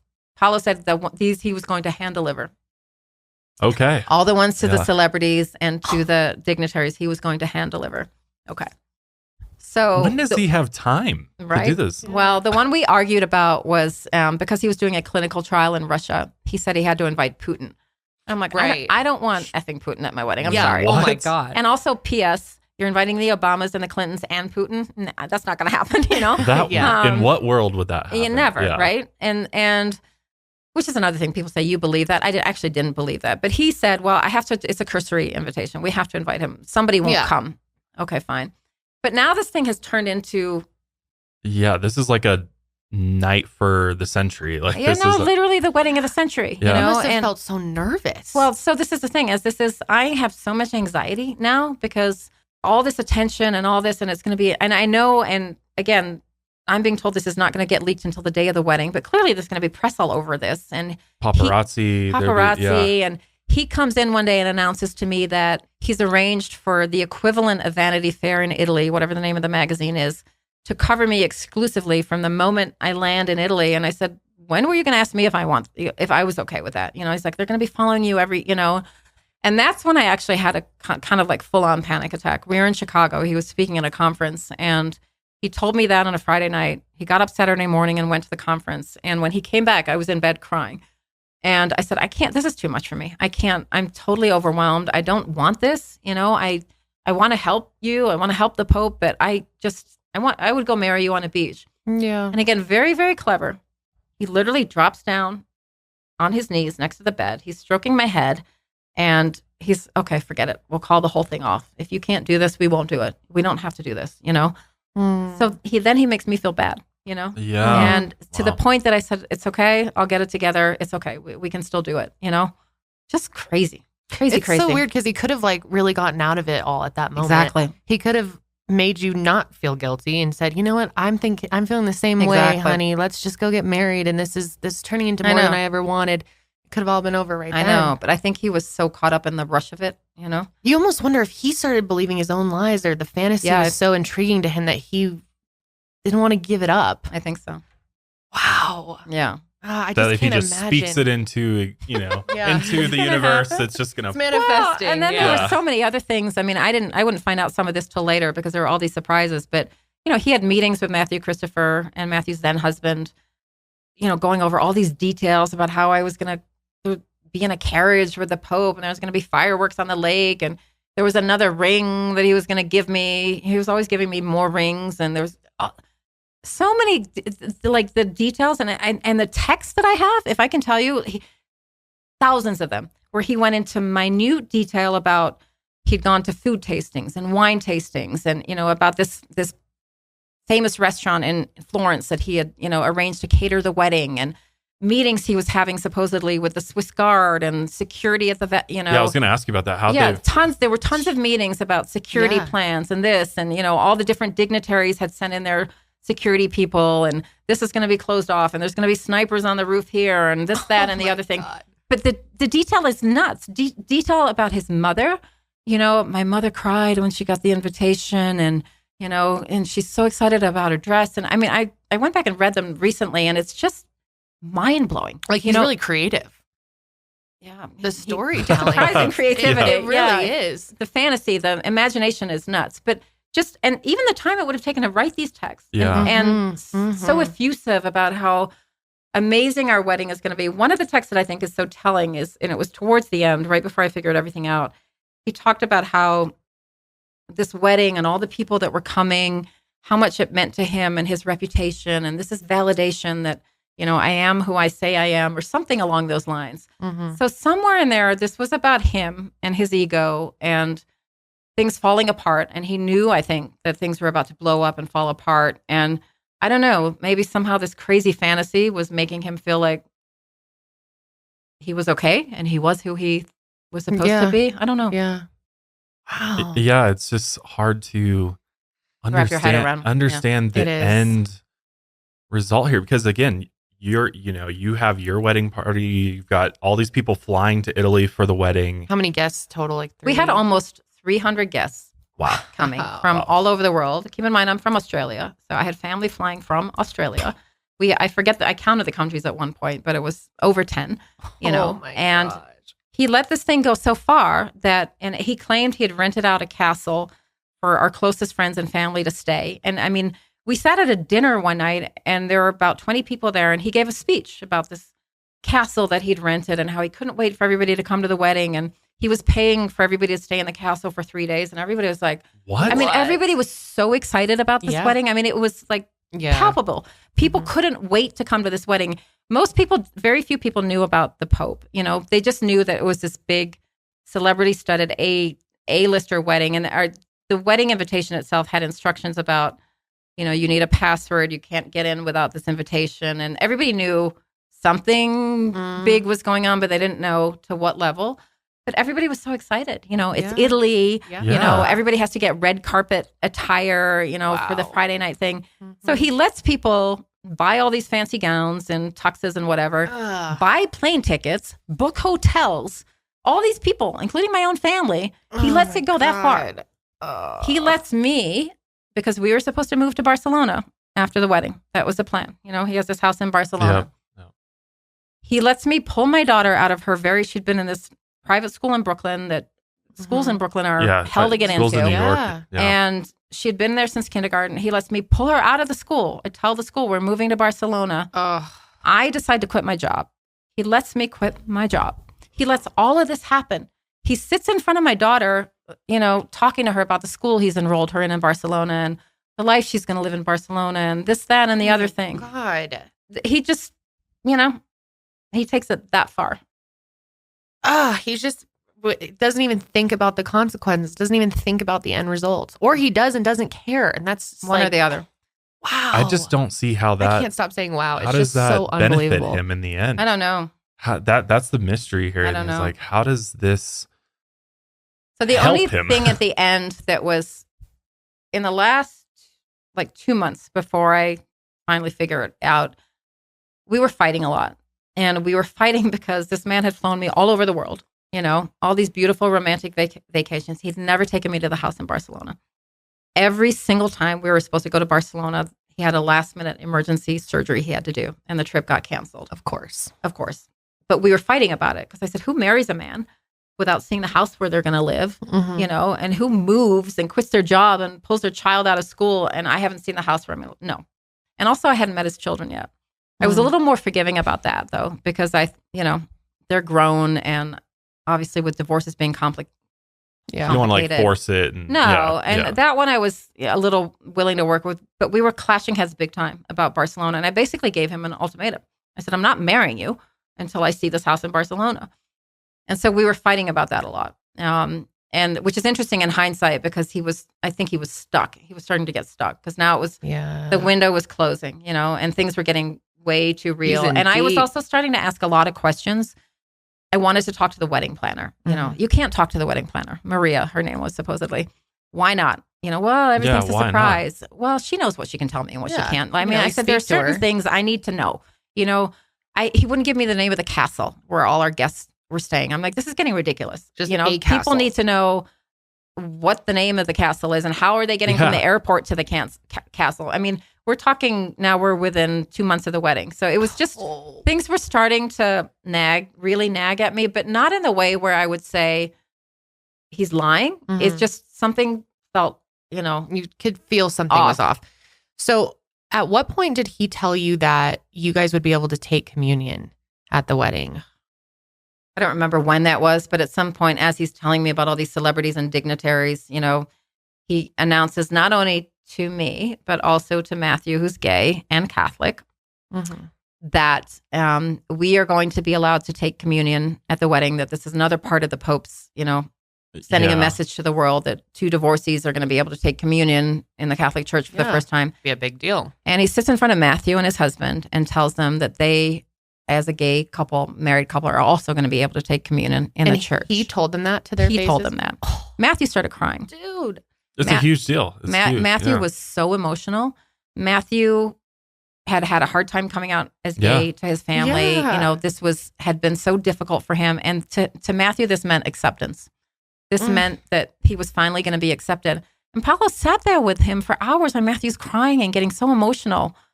It's Looney Tunes. But he loves that. He loves that power over people, that he can have something that you need, or he's supplying you with something that's so God complex. Yeah. He's the savior. Unbelievable. He's the savior. Yeah, he's here to save everybody, apparently. Everybody. Yeah, exactly. everybody. No, exactly. He'll find something. His patients, me, my daughter, everyone whoever he comes in contact with, it seems like he finds a way exactly. to He's save the big them. hero. Yeah, he's the hero. Imagine if that really did happen. It would have been such, like you said, such a huge story. Yeah, huge story. It would be trending worldwide. Everywhere. Wow. Would be cool. I wish that was true. I know.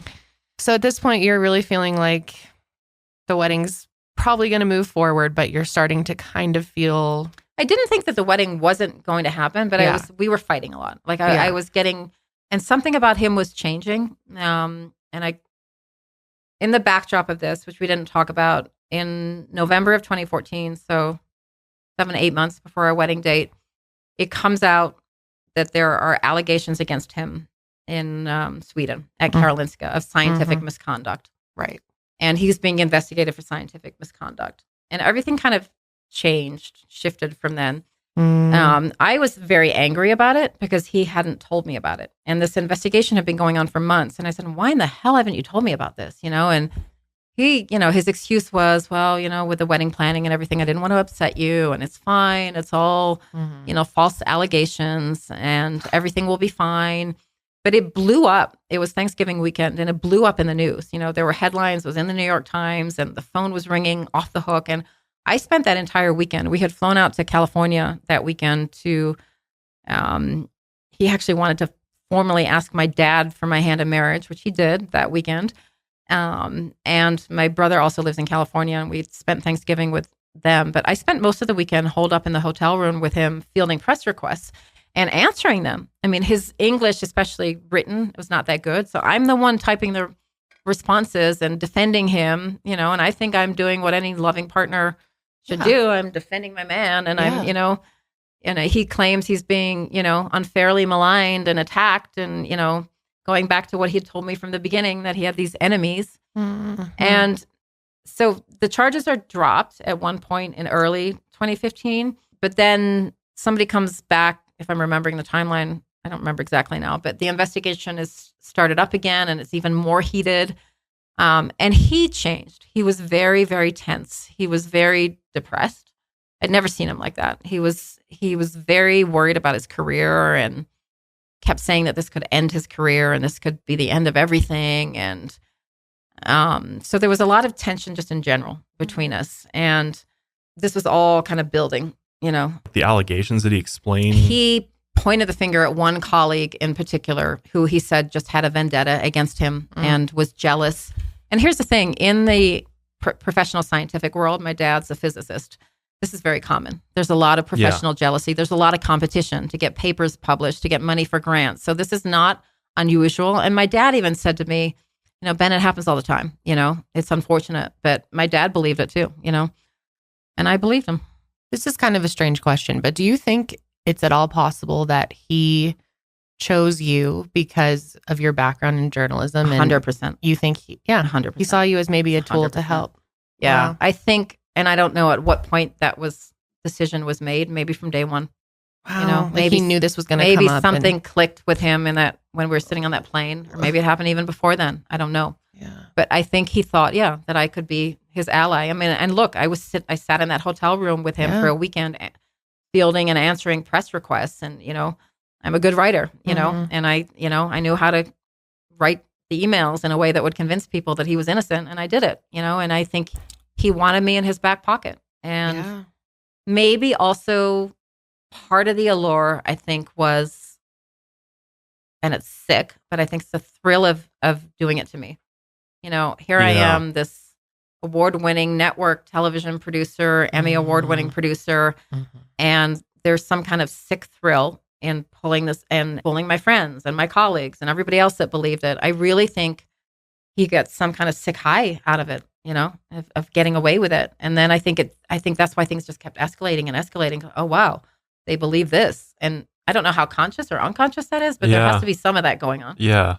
And just kind of up the ante a little bit each time, to the point where maybe he realized, like, oh shit. Well, he dug himself into a crazy hole. How do I get out of this one? Like, I can't just write a text and this all goes away. Well, like, that's like the hardest part about all of this to wrap your mind around is what was his end game? Well, what did he think was going to happen? Because I'm the one that ended up, and I guess we should backtrack and tell that part. But that is the big money question. How in the hell did he think he was getting out of this? I have no idea. He was just going to have all these people show up? I have no idea. To the mystery castle that doesn't exist? I think the only thing I can think of, if it had gone that far, that people actually showed up in Italy, I think there would have been some last minute threat. Oh my God, there's been a threat on the Pope's life, or, on the dignitaries or something. We can't do this. Mm-hmm. I'm so sorry. Something. But even then, now I'm there, right? At that point, I've left my job. I pulled my daughter out of school. I have my wedding dress. What was he going to do with me? Yeah. I would find out soon that he never actually got divorced. So he never could have legally married me in the first place. So what was he going to do with me? I don't know. I don't know if he had a plan. I think they just kind of go, by the seat of their pants, one step at a time. And because these con artists usually get away with it somehow they wiggle their way out of it. And he had been for so long. I can only imagine that somehow he thought, I'm going to get out. I'll figure it out. Yeah. I'll figure it out. So another lie, he was relearning the piano at the time, right? So just like the dancing. So suddenly Paolo tells me that he's taking piano lessons in Russia, that he had taken piano when he was a little boy and he'd given it up. And now he wanted to learn to play piano again so he could play piano for me at the wedding. Mm-hmm. Another very romantic gesture, right? Mm-hmm. And so I buy him for Christmas or birthday or something, this keyboard to keep in my apartment in New York so that he can practice the piano. Whenever he was practicing the piano, he had headphones on, like you guys do, because I wasn't allowed to hear what he was playing because it was a secret for the wedding. Oh. And so he was always in there playing the piano, practicing. And one time I had videotaped him playing the piano and I was kind of tiptoeing around the corner, and I had videotaped him, and then I kind of tiptoed back, and I never even looked at the tape because I wasn't supposed to be watching. Yeah, why would you? Yeah. So fast forward to after I find out he's literally lying about everything, which we'll come back to. I want to get rid of everything that has anything to do with him, including the keyboard. So I put it on Craigslist to sell it. And this woman shows up to buy the keyboard. And for some reason, we hit it off and we became friends. And she's actually now one of my very, very best friends. I'm actually her baby's godmother. Wow. Well, that's kind of a cool thing that came out of this. But we went on vacation about 3 months later, and she's funny. She's sort of very proper and English, and we were driving. I was driving. She's like, Benita, I have to tell you something. I said, what? And she said, you know that piano I bought from you? I'm like, yeah, what? She's like, do you know it can play itself? And I said, what in the hell do you mean it can play itself? She's like, it has pre-recorded music on it. I'm like, you gotta be kidding me. You mean he was lying about that too? So now I go back to this videotape. This is funny. And I had never noticed this before, but he's got his back to me and I'm videotaping and he's playing the piano. At the very end of this little video clip, he lifts his damn hands off the piano and he's dusting the top of it, and the music is still playing.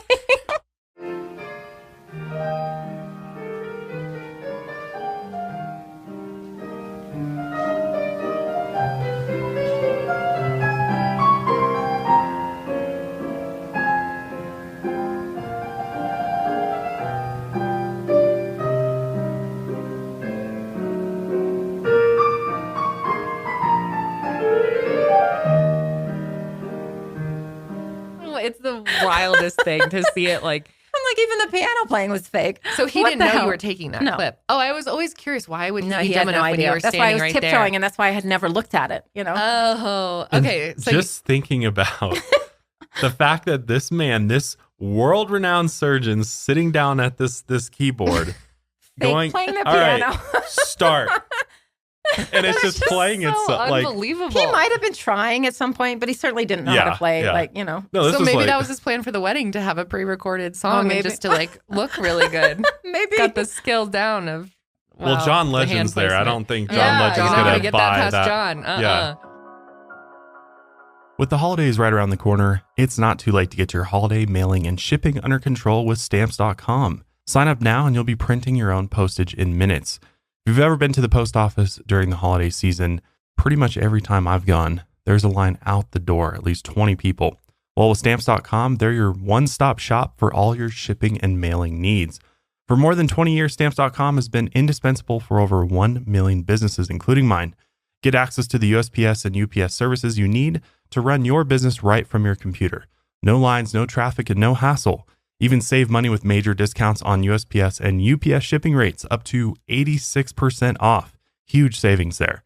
Stamps.com is a stress-free solution for every small business. You can print your postage wherever you do business, and all you need is a computer and a printer. And if you need a package pickup, you can easily schedule it through your Stamps.com dashboard, which is amazing.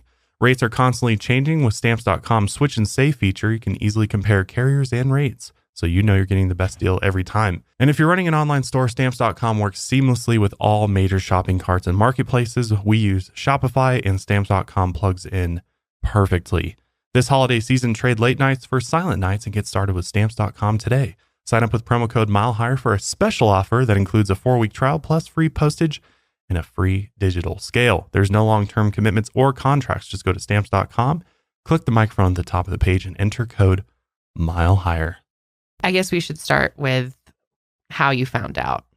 Well, the day after I left my job, I had very mixed feelings about leaving, I loved my job, and if he was at the height of his career when I met him, I was at the height of mine, and I loved it. I'd been there for, over a decade. I absolutely loved my job, and I never in a million years imagined that I would leave a job for a man. I'm very independent. I always have been. And it's just not even in my, So for me to be doing that, and also to be, I was embarking on this whole new life. I was giving up everything. Yeah. Everything was at stake. I was leaving my job. I was going to move to Barcelona, kind of riding off into the sunset with him, but also into this big unknown, which is, uncomfortable for me. I'd always worked hard. A little scary. Very scary. And so my girlfriends knew that, and they had arranged a spa day the day after I left work. And we go to the spa and we all turn our phones off. We're in the spa for hours. We had a lovely morning. We're all like giggling and laughing to the point that we almost got kicked out because we were laughing so hard. And we come out of the spa and I'm at the desk to pay, and I pull out my phone, I turn it back on, and I'm kind of idly scrolling through my phone, and I have an email from a colleague, and the subject line just says the Pope. And there's a link to an article that shows that the Pope, and we're, I think, 6 weeks out from the wedding at this point, and because it was May, maybe 8 weeks, but the article says that the Pope is going to be in South America on the date of our wedding, and that this trip has been planned for a very long time. And the email just says, what's happening? And somehow in that moment, I just knew, I literally felt sick. I felt like somebody punched me in the gut, and I almost actually fell over.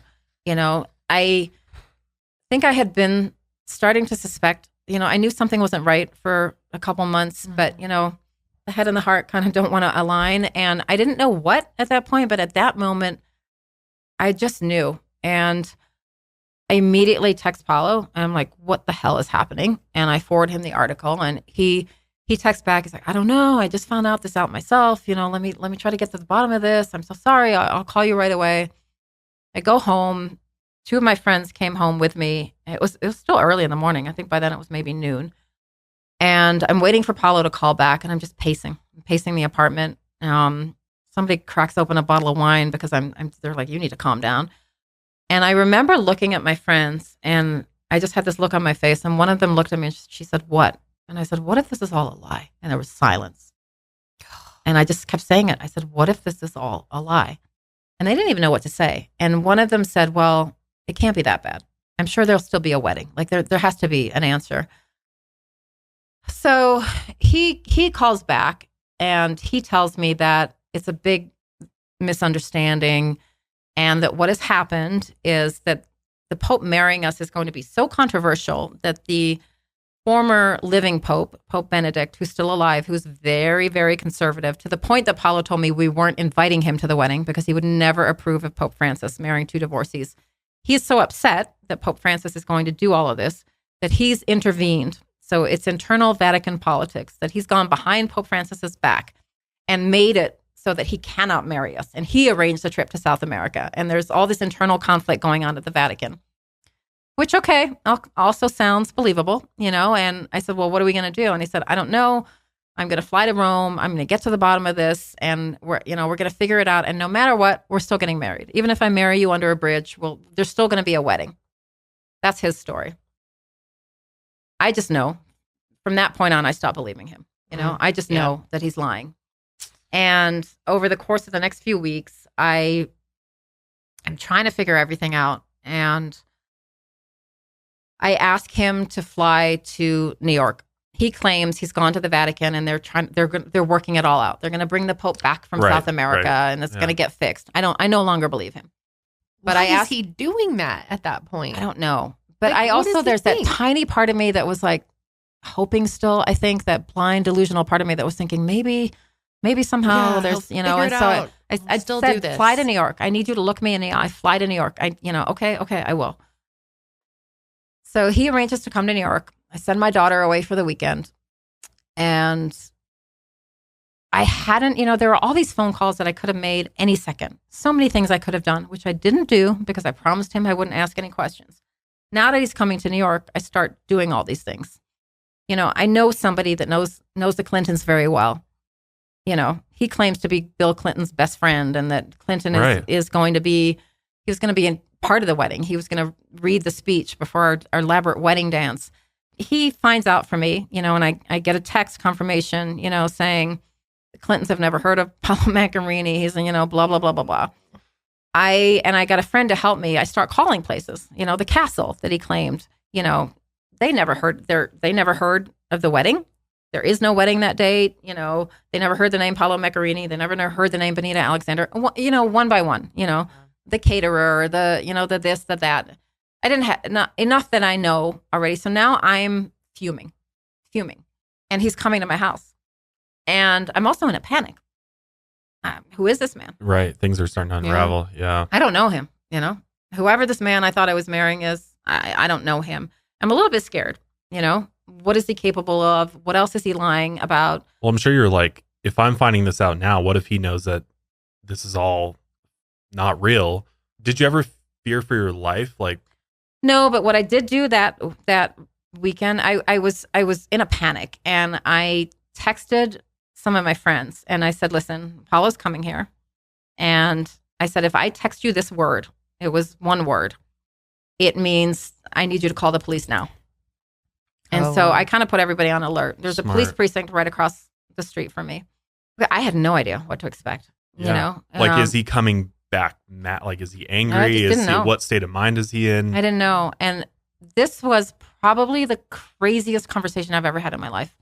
He shows up at my apartment, and I'm like pacing. I'm crazy.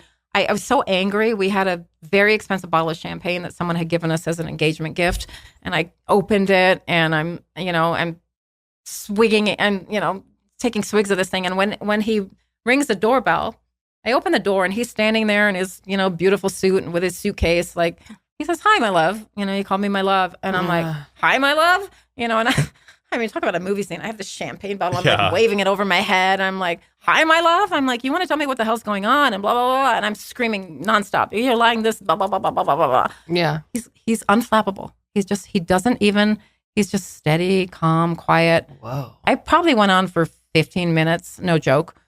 He finally's like, "Are you finished?" I'm like, "I guess so." And because I'm pounding the counter. He had come in at that point to the kitchen counter. I'm pounding it. "You're lying about this." And I'm screaming at him. "Why would you do this to me? Why would you do this to my friends? Why would you do this to my family?" I even said to him, "Are you sick? Are you crazy? Yeah. Do we need to get you mental help?" I mean, I don't understand. And why would you lie to your mother? And why would you, blah, blah, blah, blah, blah. I finish. And he's just like, he gets very stoic. And he's like, "I have to tell you something. I have to tell you something I've never told anybody before." I'm thinking, oh God, now what? Yeah. Yeah. And he's, the head drops, and very serious, very melodramatic, right? He's like, "Remember that secret network of doctors I told you I was part of?" "Yeah." "What's more than that?" I said, "What do you mean it's more than that?" "It's connected to the CIA. I'm employed by the CIA." I'm thinking, yeah, sure you are. Convenient. Yeah. And then it gets worse. And then he's like, "And you remember I told you that, I sometimes have had to go into war zones as part of," he had told me that sometimes he had to go into war zones as part of the secret network of doctors. I said, "Yeah." He said, "Well, I'm not really a doctor when I go in there." I said, "Excuse me?" He said, "I'm actually a sniper."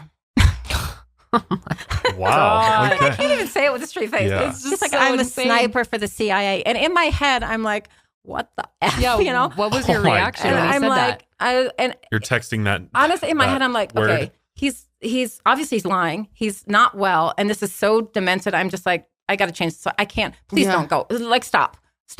And somehow, so I changed the subject. And then the other thing that happened in that conversation, so then I start kind of backing up, and I said, "Why do you lie to me? Why are you lying to me?" And he kept trying to get closer to me. And I kept saying, "Stay the F away from me."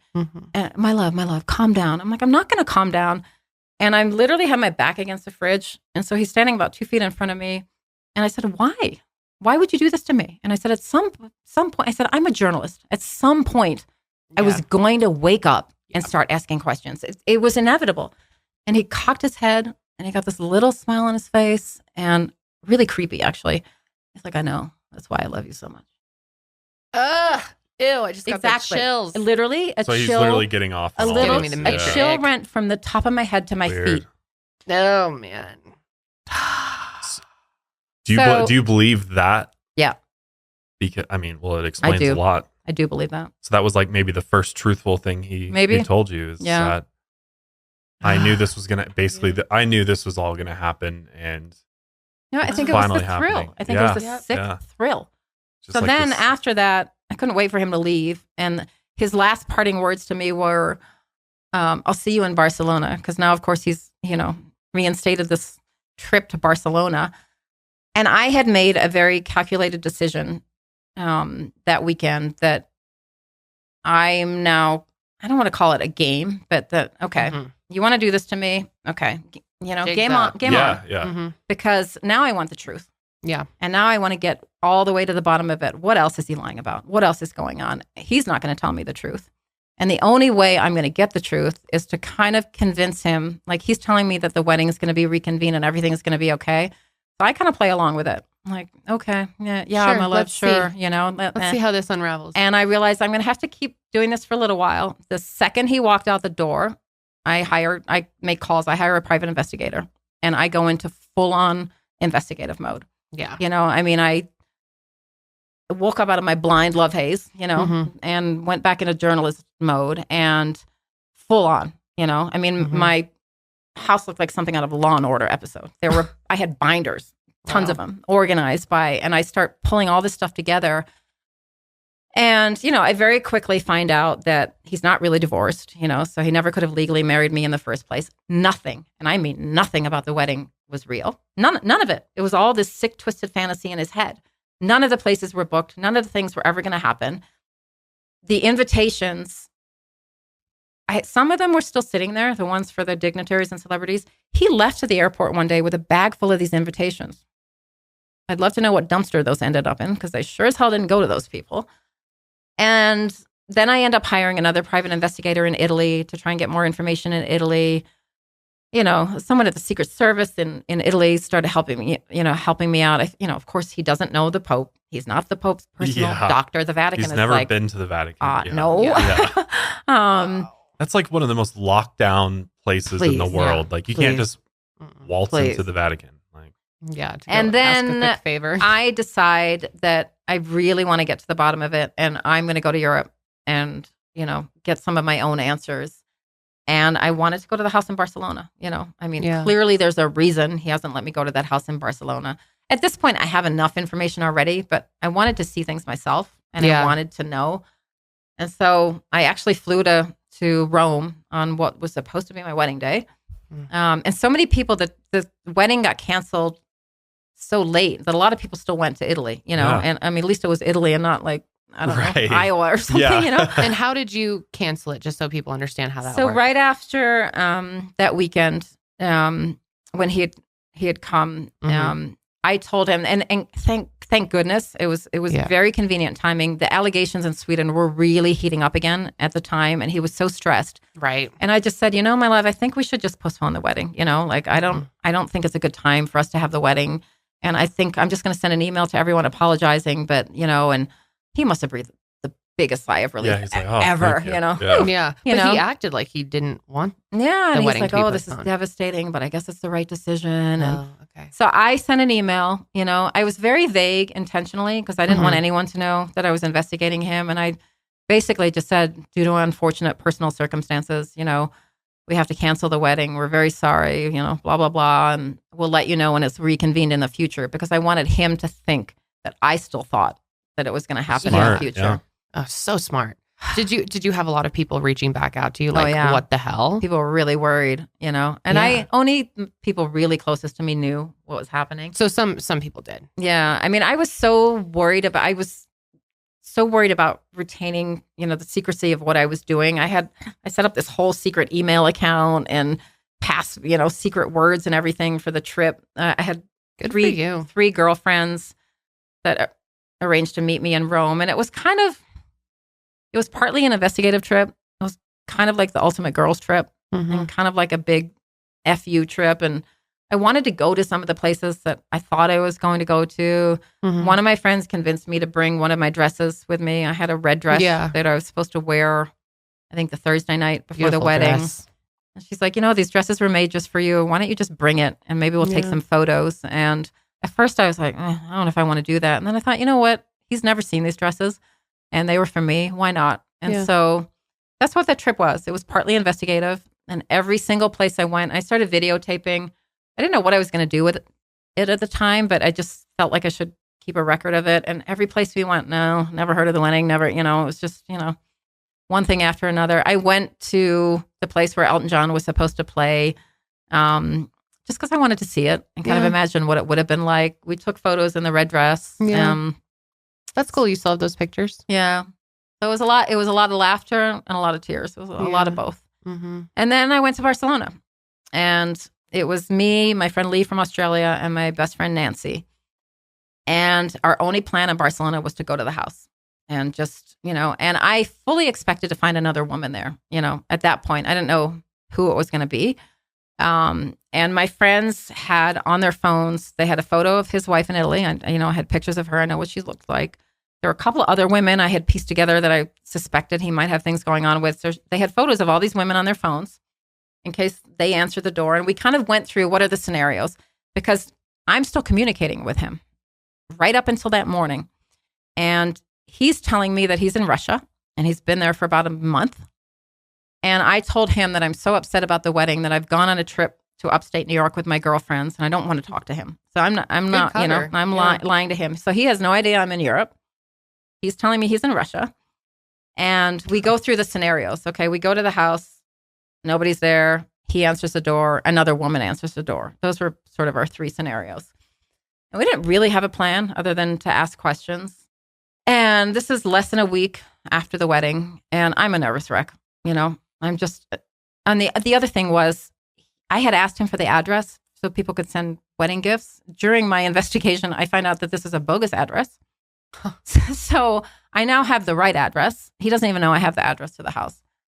So this is about 20, maybe 45 minutes outside of Barcelona, this beautiful little seaside town.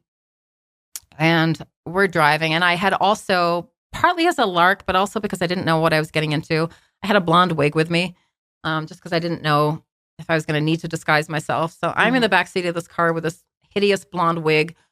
And my friends are driving. And we're all nervous because we don't know what we're going to find. Yeah. And we go up this winding road to this house. And I decide to stay in the car initially and videotape because I wanted them to kind of figure out what was going on first. Mm-hmm. So they walk up to the hill, to the house and ring the doorbell. And I'm videotaping on my cell phone in the car. And there comes Paolo down the steps. And that's when I first lose it. I'm screaming and swearing in the car. I'm like, blah, blah, blah. You told me you're in Russia, blah, blah, blah. So I can see them talking to him, but I don't know what they're saying. I can't hear. Mm-hmm. But I'm torture. I'm shaking, literally, and I'm swearing, and I'm so much emotions coming out. And in the middle of this, I'm close. He can't see me because I'm sort of behind some trees at the top of the hill. But I'm close enough that all of a sudden I see a woman, a blonde woman, and two little children. And even from where I am, I can hear these little kids calling him dad. Oh, really? And that woman is not his Italian wife. So I lose it. Oh, there's someone else. That's why I haven't been to the house in Barcelona, because he has a whole other family there. A third family. What did that scenario cross your mind before that could happen? Really? Little kids, I was so shocked. It just, another woman, yes, but a whole other family. I had no indication whatsoever that he had a whole other family. I was in utter shock. And I was livid. That's when I just lost it, Yeah. And by the time my friends came back to the car, Nancy was recording on her cell phone and she forgot to turn it off. And you just hear me. Yeah. I'm wailing. I'm just wailing. So, yeah. I'm just, all the emotion. I was in so much pain. It was horrible. It was horrible. And then I decided to confront him finally. The holidays are just around the corner, and HelloFresh makes this busy time of year easier than ever with chef-crafted recipes and pre-portioned ingredients delivered right to your door so you can spend less time meal planning and prepping. Plus, save money on dinner with HelloFresh and put it toward your holiday shopping. HelloFresh is cheaper than grocery shopping and 25% less expensive than takeout. I love HelloFresh's variety of recipes. In fact, they have over 35 weekly recipes, so there's something that will please everyone. You can also easily customize your recipes by swapping proteins or sides, upgrading to choice proteins, or even adding protein to a veggie meal, which is what I do pretty much every week. Quality is HelloFresh's priority. Ingredients travel from the farm to your home in less than 7 days, so you know they are fresh. I've been using HelloFresh for several years now, and I will vouch for them that all of the produce I've ever gotten has been fresh. I don't think I've ever had a piece of rotten produce show up in one of my boxes. I just absolutely love the simplicity of HelloFresh. The recipe cards break down the meal prep super, super easy. All the ingredients are pre-portioned. The cleanup is a breeze, and you can have a delicious, nutritious home-cooked meal on the table in 30 minutes or less. It's absolutely amazing. So what are you doing? Go to HelloFresh.com/MileHigher65 and use code MileHigher65 for 65% off plus free shipping. Go to HelloFresh.com/MileHigher65 and use code MileHigher65 for 65% off plus free shipping. HelloFresh is America's #1 meal kit. Well, I'm so glad you had your friends with you in Yeah. that moment who are very They were true incredible. friends. Yeah. Yeah. They're incredible. Yeah, I'm glad you amazing didn't go friends. there by yourself. and, Yeah. like, I try to know, do- me too. Yeah, that And it would've seems been- like you do have some like good times that the three of you had Oh, along yeah. the way. Oh, yeah. No, we and- had a lot of laughs too. Yeah. And then we were making pit stops and taking pictures and just like flipping him the Yeah. finger everywhere. Yeah, I and- saw that's Yeah. great. I love that. A lot of people have asked me why I didn't go to the door. And until I saw the kids, I had planned to if he was there. But once, and they were little, they were like 4 and 6. So this was like a very new family of his. Yeah. Wow. Once I saw those kids, I just froze. I mean, we're all moms. And I just thought, I'm not causing a scene in front of these innocent little kids. Good for you. Whatever's going on, my beef's with him, not even with that one poor woman. I just didn't want to do it. I mean, I could have gone and had some crazy Housewives of Barcelona moment, Right, yeah, big Yeah. scene and But stuff. we all, yeah. and Nancy and Lee felt the same way. They backed off very quickly after that because they didn't let things get hostile and start yelling at What's the him. point? Yeah. Right. Yeah. And so what their interaction with him is very strange too. Very strange because, and Nancy speaks Spanish, and they acted like they said, look, we just came because the wedding got canceled so late. So, Lee still came all the way from Australia. So we just thought we'd come and say hi. And Nancy says his eyes were just like darting left and right, like makes a sound with her. Like she said, you could see him. He was so shocked to see them. And he was kind of trying to calculate the next line. So the first thing he says is, oh, yeah, I just flew in from Russia this morning. How? On what? What flight gets you from Russia to just Barcelona in an hour, by the way? But clearly he's thinking, but the other thing that's really interesting is he never asks about me. Your best friends show up at your door. You don't ask, where's Benita? You don't invite them in, not even he just wanted to get rid of, he kept saying to them, where's your car? How'd you get here? He just wanted them gone. Yeah. And once they saw the kids, they were very uncomfortable too. And so they just kind of. Yeah, you don't want to linger. Yeah. They just kind of said goodbye. Quick. Yeah, a Super couple minutes. quick. I'm sure they would love to have gone inside and Nancy kicked herself afterwards. Nancy's like, I should have this, I should have that. I'm like, no, it's better this way. Yeah, they did what's right. Mm-hmm. And it's like, what's the point too? It's like, exactly. Where's it going to go? He's just going to tell you a bunch more lies. And right. It's, the jig is up already. So. Well, and then the best part was we drove to a restaurant because I needed Wi-Fi. And I composed this text to him that's literally about this long, laying out all the lies and all the everything and calling him this and that and blah, blah, blah. And never want to talk to you again. Never want to see you again. I hit send and we're all kind of on pins and needles waiting to see what comes back. It took a few minutes, but he wrote back one word. Wow. I know that message is so infuriating, especially and with an exclamation mark too. Like, wow. That's all you could say. Wow. The man who always has something to say has nothing. What else is he going to say? He knows. He's like, there's nothing I can say to this. Yeah. Game over. He's like, I just have to end it right here because there's nothing to say.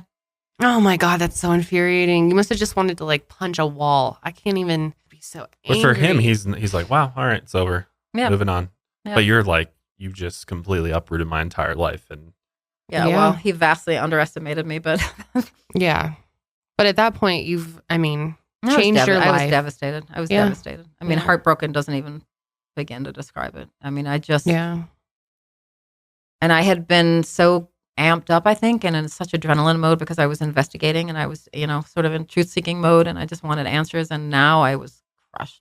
Yeah. I mean, you have to really let go of the idea of the life that you thought you were going to have in this new adventure. So much was at stake. I had given up everything. Yeah. Everything. Yep. And your daughter. And I'm a single mom now and I just gave up everything.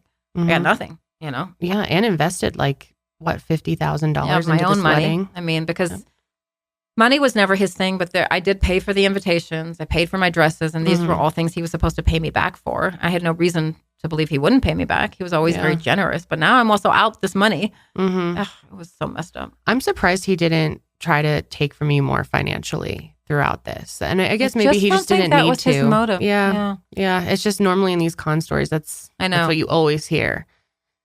It is. Wow. So that's the other question. The two questions are, what was his end game? And why? Why? Yeah, what was your motive? Why were you doing this? And why would you take delusion it so far? Yeah. But then, I come home and absolutely devastated, you know. But it was like lightning bolts were, you know, I was like, oh my God, you know, if he's lying to me like this, there's no way. There's just no way he's not lying in his medical and professional life. There's no way. And that was terrifying because look at what he's doing. And he's operating on people who are dying and who have no other hope. And I just thought, oh my God, people are in danger. Like people could die because of this man. And I decided very quickly that I need to expose him. I need to go public. You know, I didn't want to. Good for you. I did not want to. I did not want to go. I've always been a very private person. I knew what this meant. I knew this meant telling the whole story, including the fact that I had gotten involved with him, you know, while I was still doing a story on him and being very honest. I couldn't expose him without being completely honest myself. Yeah. And I knew, and a lot of my friends didn't want me to do it. They warned me. They said, people are going to come after you. You know, they're going to call you stupid. They're going to question you. It doesn't even matter if you're right. They're going to question your integrity. I said, I can't not do this. I couldn't live with myself if I don't do this. And at the time, I thought I might be the only person that had that information, you know, and could expose him. And so I was in a rush. I was just like, let me find the fastest way to go public. Thinking about this guy's a surgeon. He's operating on, you know, you got to know Hannah, her parents. And so I'm sure that in the back of your mind, you're like, I got to make sure that I got to make this right. Yeah, you know? I also felt guilty. You know, I felt stupid.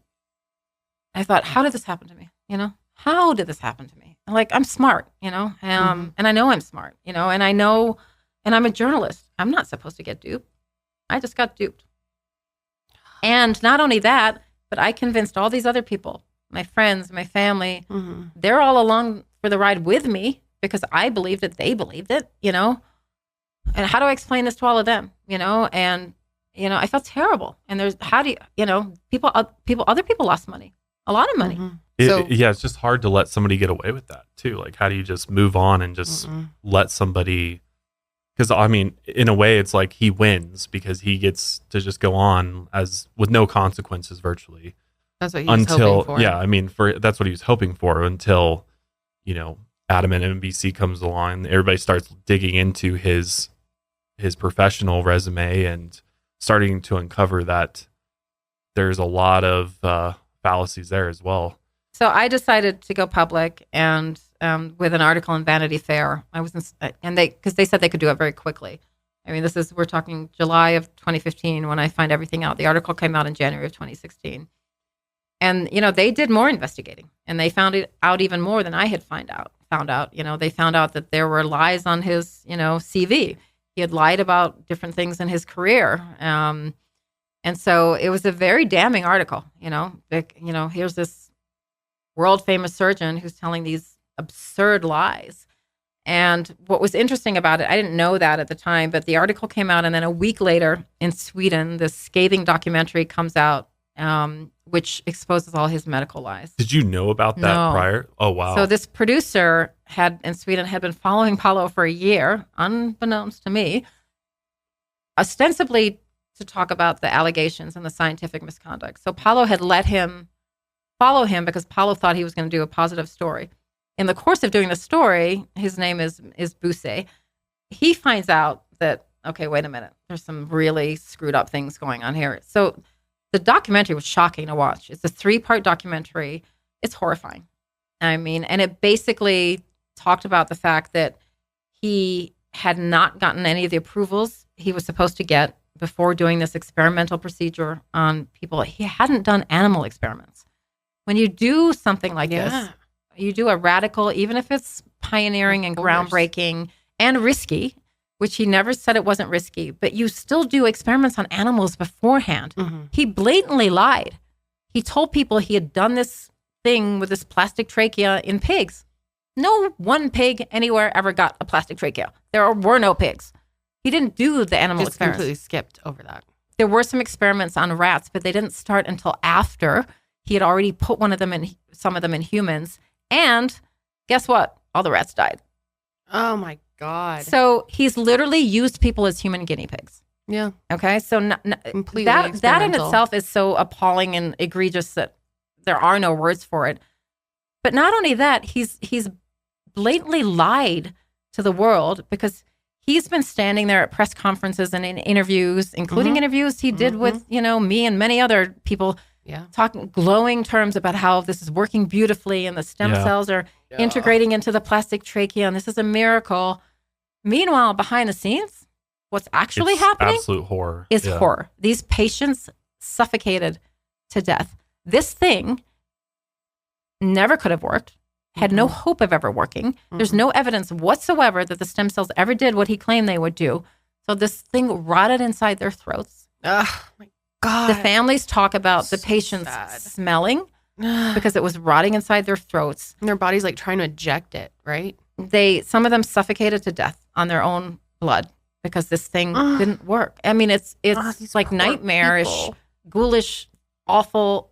It's awful. The reality of what happened versus what he was claiming to the world are so starkly different. It's disgusting. It makes me so angry. I can't even.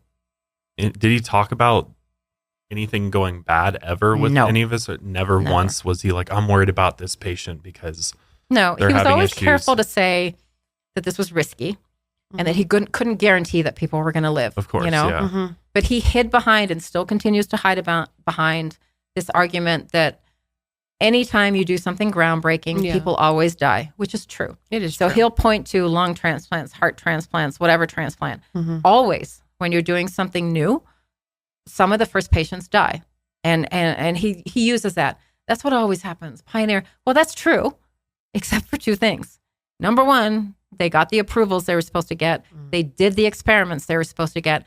And number two, when it stopped working, when people started dying, they stopped. You don't keep going. Yeah. He's reckless. He's just reckless. Ever have nights, sleepless nights where he was worried about a patient, where he was worried about his career and reputation, but never the people? Never said like, oh, I'm just worried about Hannah. Nothing. He seemed, when Hannah died, he seemed absolutely devastated. Really? Yeah. And cried on the phone.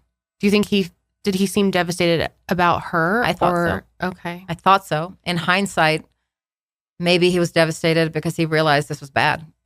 This was the first toddler and the first toddler just died. And maybe he realized it was all going to come tumbling down.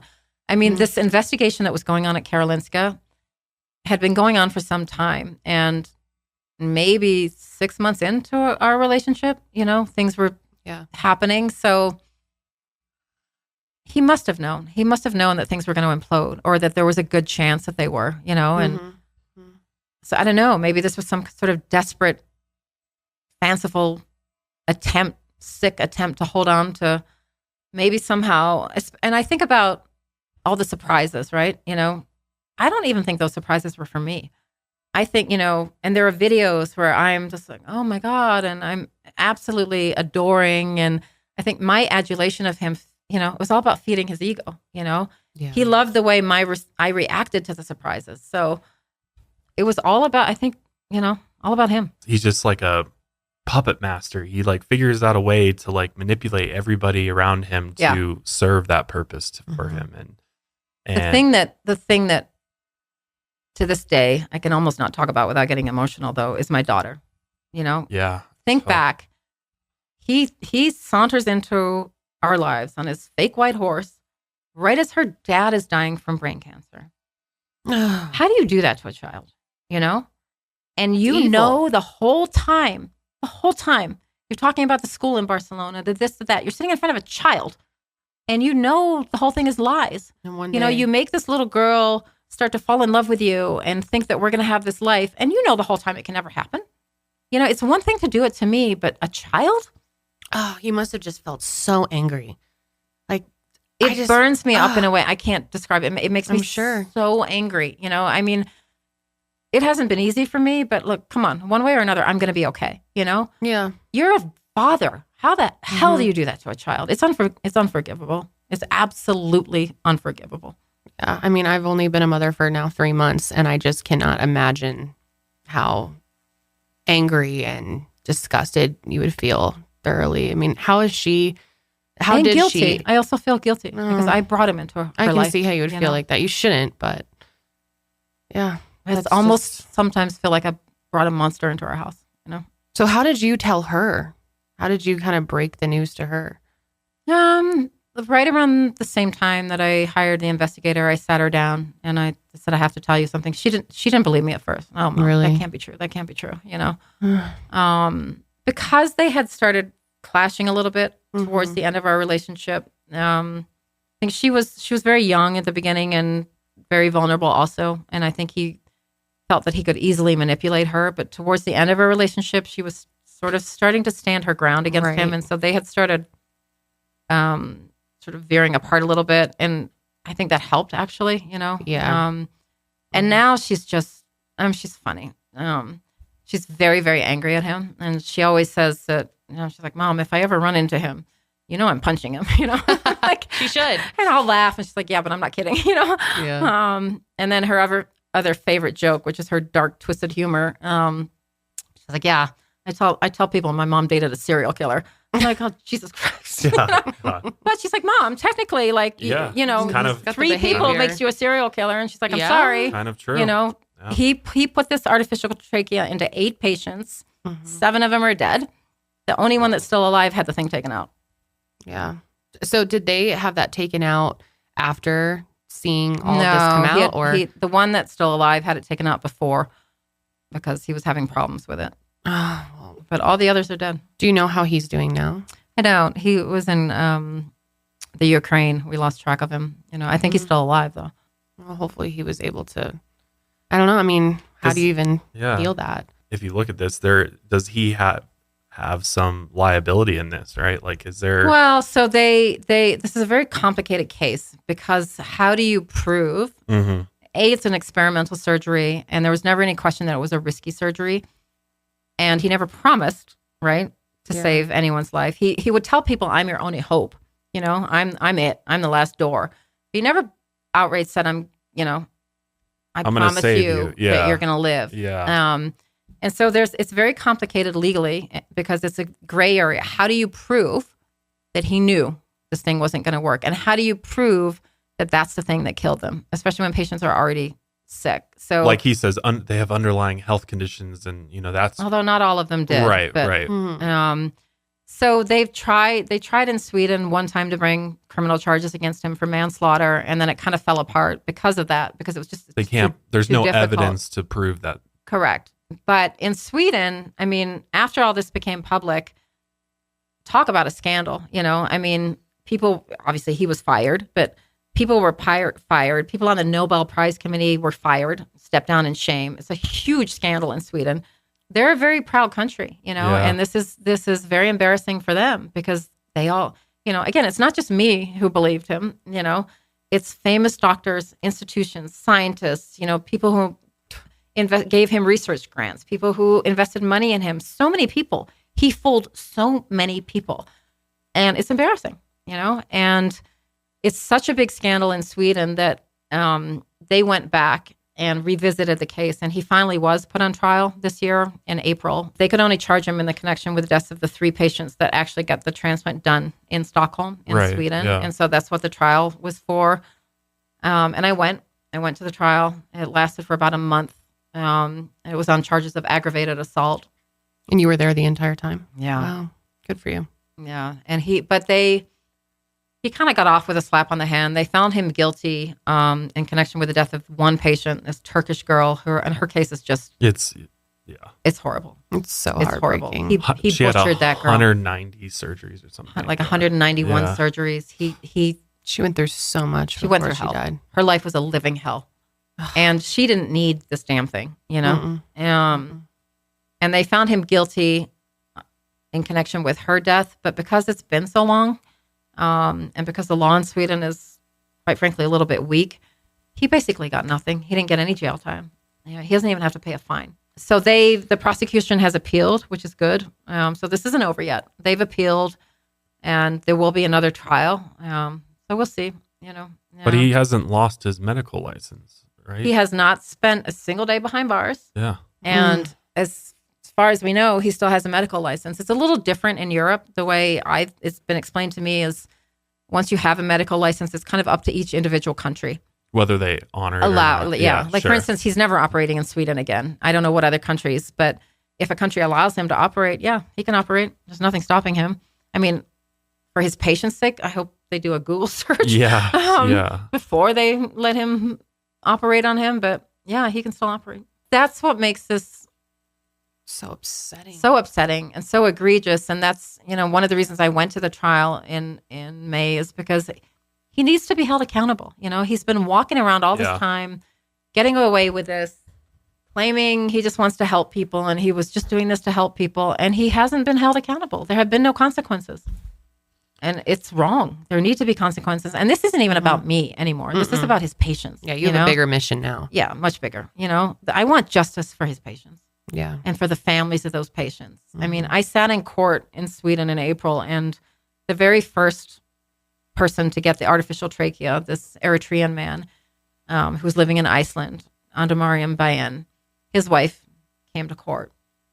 And it was very difficult for her to come. She had panic attacks before coming to court. And she sat in that court crying. I mean, I was crying. I saw people on the jury crying. And she talked about how he suffered at the end and how he suffocated. And it was awful, and he had little kids, and he claims that all these patients were at death's door. And she sat in that courtroom and talked about how he was running to the bus, days before the surgery. He did have cancer, and he was sick, but he was not at death's door. His quality of life wasn't, And he told him, he's a patient that he told, I've done this. You're the first person, but I've done this on pigs before. Seriously? Oh my God, he's evil. He is evil. I think he's evil. Yeah. I mean, you really have to look at people who are in that type of situation and to lie to their face and tell them to trust you. That's evil. It is evil. I'm not a professional. I can't diagnose him, but I think he's a sociopath. Yeah. I mean, there's no remorse. There's no guilt. There's totally no regret. There's no nothing. He doesn't care who he hurts. And he sees himself as the victim. Always. In the few interviews that are out there of him, he's like, you think I'm some kind of beast? He's like beast. Yeah, he did it in court too. Yeah, I'm he sure. had like the fake tears and the you were saying poor me. I'm like, poor He's you. really crying. What about your patients? Yeah. Did he in court with the fake crying? Was he crying about the patients, or was it more about all I've ever done was want to save people, and I've been silenced for 10 years. And he does these very dramatic stories about how with a Turkish girl, in the surgery, he went in and he pumped her heart with his hands, and he's the hero, he's just in his mind. Tried to do everything hero. he could to save her. And why is he being crucified for this? Yeah. And you're sitting right there in front of him. He must have just been like wanting to scream out. The days when he was just blatantly lying, it took everything in me to hold it together and keep composed. I wanted to jump over there and be like, hey, can I please testify? And not only me, there are 4 doctors in Sweden who are the ones that are responsible for, bringing the allegations of scientific misconduct against him. 4 whistleblower doctors who put their own careers on the line and spent thousands of hours digging through all his papers and everything, and literally, making note of all the lies and all the discrepancies. And they're the ones that blew this whole thing open medically. And they went through hell too, because Karolinska didn't believe them at first, and they were ostracized and threatened with losing their jobs.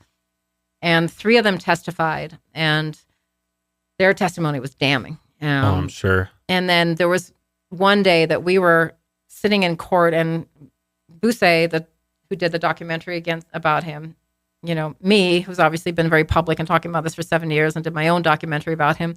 And then one of the whistleblowers, and there were 3 sitting there right in front of him. And I thought, this must be his worst nightmare, Yeah, a lot of people have put a lot on the line and worked very hard to try and bring him down. And it's not even really about bringing him down. It's about exposing him, I mean, he's dangerous. Yeah. He's dangerous. Others he needs to be in the future. stopped. You were telling me earlier he avoided eye contact with you during the entire thing. Yeah. I was very unsure how I would feel when I saw him in court. I haven't seen him in 7 years since I saw him from, while I was screaming in the car in Barcelona. And he was very close to me, probably where you are, Josh. And wow. It took a lot of internal gymnastics, because I was also there working. I was covering the trial for the Dr. Death podcast. And so I was very much in professional mode, which helped. But and I was being filmed there's a docuseries coming out next year on a major streaming platform about all of this. So I'm being filmed, I'm working, and then I'm feeling all these explosive emotions. I was very angry. And that was my first reaction when I saw him. And he wouldn't make eye contact with me, which infuriated me. But then after a few days, I just thought, I don't even care. I have nothing to say to him, and there's nothing that he could say to me that would change anything. There's nothing that he could say that I would believe. There's nothing he could say that would make me feel any better or, and after a while, I was just sort of indifferent. I just don't, you make me sick. He just kind of makes me sick. He's a sick man. I mean, he's clearly got major things going on. Because who does this? And I don't think he could give you an explanation. I don't think there would be any way to explain away his actions and just knowing him. None of it would make sense, and it would just be, it'd be always trying to paint himself in the positive light of like, oh, I did this because of, this reason, because I did love you, because I did, I tried to do everything I possibly could. I mean, he'll twist it around always. Yeah. He didn't look good, but I can't. And there was a lot of debate about that amongst the journalists. And I don't know if that was all part of the act. Like he looked very disheveled. He's aged considerably. He had his hair pulled back in this crazy, like Antonio Banderas style ponytail, which was not working on him. Wow. And he looked kind of like the crazy professor, Yeah. But I don't know if that was all part of the act. Definitely could be part of his strategy. He's constantly strategizing. So one thing I don't think we went over, unless I'm missing it. We talked about it earlier before we started recording, but your last conversation with him, you had a phone call with him. Yeah. Can you tell us a little bit more about that? Yeah. So I first went public in 2016 in Vanity Fair, and then, all this stuff came out, and it was kind of like the house of cards, everything just fell apart. And then I wanted to tell the story my own way. The Vanity Fair article only told part of the story, and obviously I'm not telling it myself. And I realized I have so much material because he was always videotaping me, remember? And I have everything. I saved everything and all the texts and the video messages and then this and the that. So I decided to make my own documentary about it. And it's called He Lied About Everything. And it came out on Discovery on Valentine's Day. It's really good. You guys have got to watch it. Thank you. It came out in 2018. And during the course of making that, I was telling the story, but I was also trying to find him so I could confront him. And I went several places around the world trying to find him, didn't find him.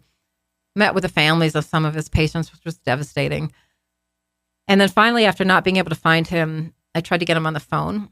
And we did it by calling from another phone, and he picked up, and for legal reasons, we weren't allowed to show his side of the conversation, only mine. But so he answers the phone, and they're videotaping me. And I said, Paolo, it's Benita. Oh. And immediately he went into this like soft voice. How are you? And I thought, this asshole, that's crazy. He thinks I'm calling to reconcile. That's how are you? How are you doing? How have you been? And I'm like, oh.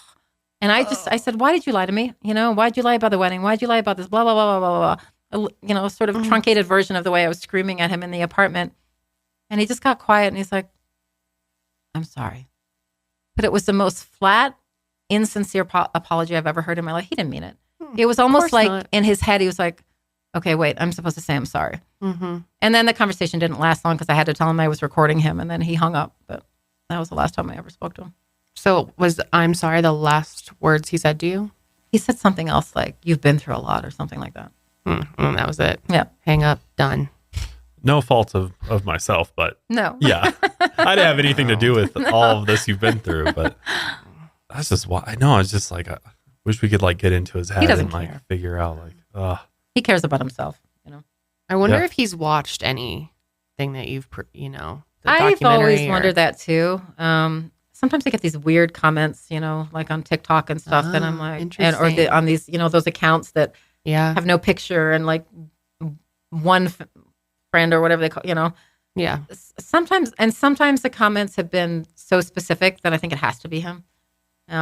Interesting. You wouldn't know that unless you were him or somebody very close to him and his family that he's told things to. It's probably him. I think it probably is like him who else too. would it be in his family that would care enough to go do that? And he's egotistical enough and arrogant enough that he used to joke about, one day you'll make a movie about us. It's so weird. wow. Well, I mean, this all played out Yeah. like a movie. I'm surprised. Has anyone has Lifetime ever tried to do like a reenactment movie type? No, thing? I mean, there's next year, Peacock is doing a fictionalized, like multi-part series based on the Dr. Death podcast. Interesting. And then this docuseries is coming out on this major streaming platform. So next year's a big year. That's And exciting. That's the thing about the story. I keep feeling like it's been told so many times, but there's this, sort of bottomless appetite for it. I think because it is so insane. It is. It's so crazy on so many levels. It's not just a con artist, No, it's not. It's just so multi-layered and so horrible. And the fact that he's still walking around. Yeah. Do you know where he is? No. And you were telling us before too, because I was asking, like, is he really this wealthy? And did he? Because I mean, the amount of money that he spent during the course of your relationship, and the wedding that was supposedly going to happen, that was going to be millions of dollars. And you were saying that you believe that maybe he's using money from grants that he's getting potentially. I mean, his lawyer claimed in court that he's essentially broke, that he has enough money just to live, which may or may not be true. Money was never his motive, unlike most con artists that are after money. He was not after money from me. And he spent money like crazy, but when I think back on it, he was often paying with a Russian credit card, and he had this very lucrative multi-million-dollar research grant in Russia. So for all I know, the Russian government funded our entire relationship, and he was taking money that was supposed to go to research and using it to live and just, and he probably was. And I think most of his flights were paid for by Karolinska so he was definitely was using money creatively. He claimed, one of the funniest texts I got from him was when I was confronting him about everything about the wedding before I fully confronted him. I lost so much money on canceling the vendor and canceling the this. And I kept pressing him because I knew he was lying. How much? At least $2 million. Oh, I know. $2 million? Okay. Do you ever think about, especially, from the very end where he was like, oh yeah, I'm in Russia, but he was actually in Barcelona. Do you think that on some of those trips when he was saying he was somewhere, that maybe he was somewhere else, that Probably he may not have ever actually given you exactly what he was doing or where he was? And, of course.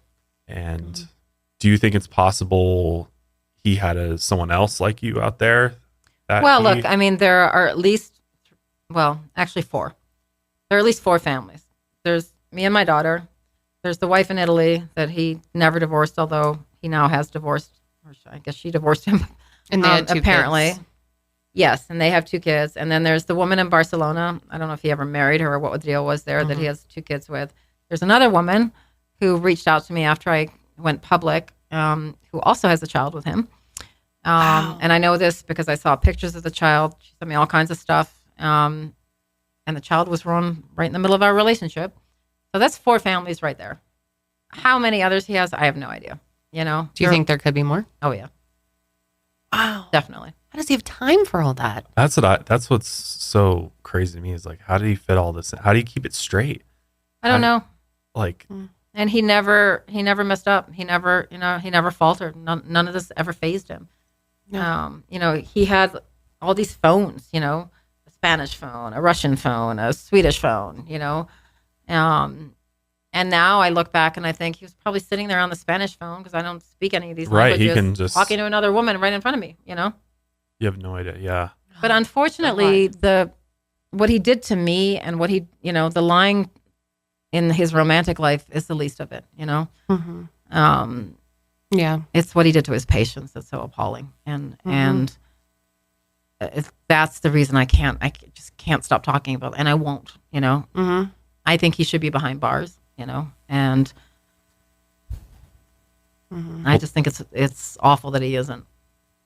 It is awful. If there was one thing that you could say to him if you had the chance or to ask him, is there anything, or do you have anything in mind that you've thought about saying to him if you could? I used to think I would ask him why. Why? But now I didn't even know what the point would be because I don't know that he can answer me. I don't know if he knows why. And whatever comes out of his mouth is going to be a lie. Yeah. So I just kind of have nothing to say to him now, you know?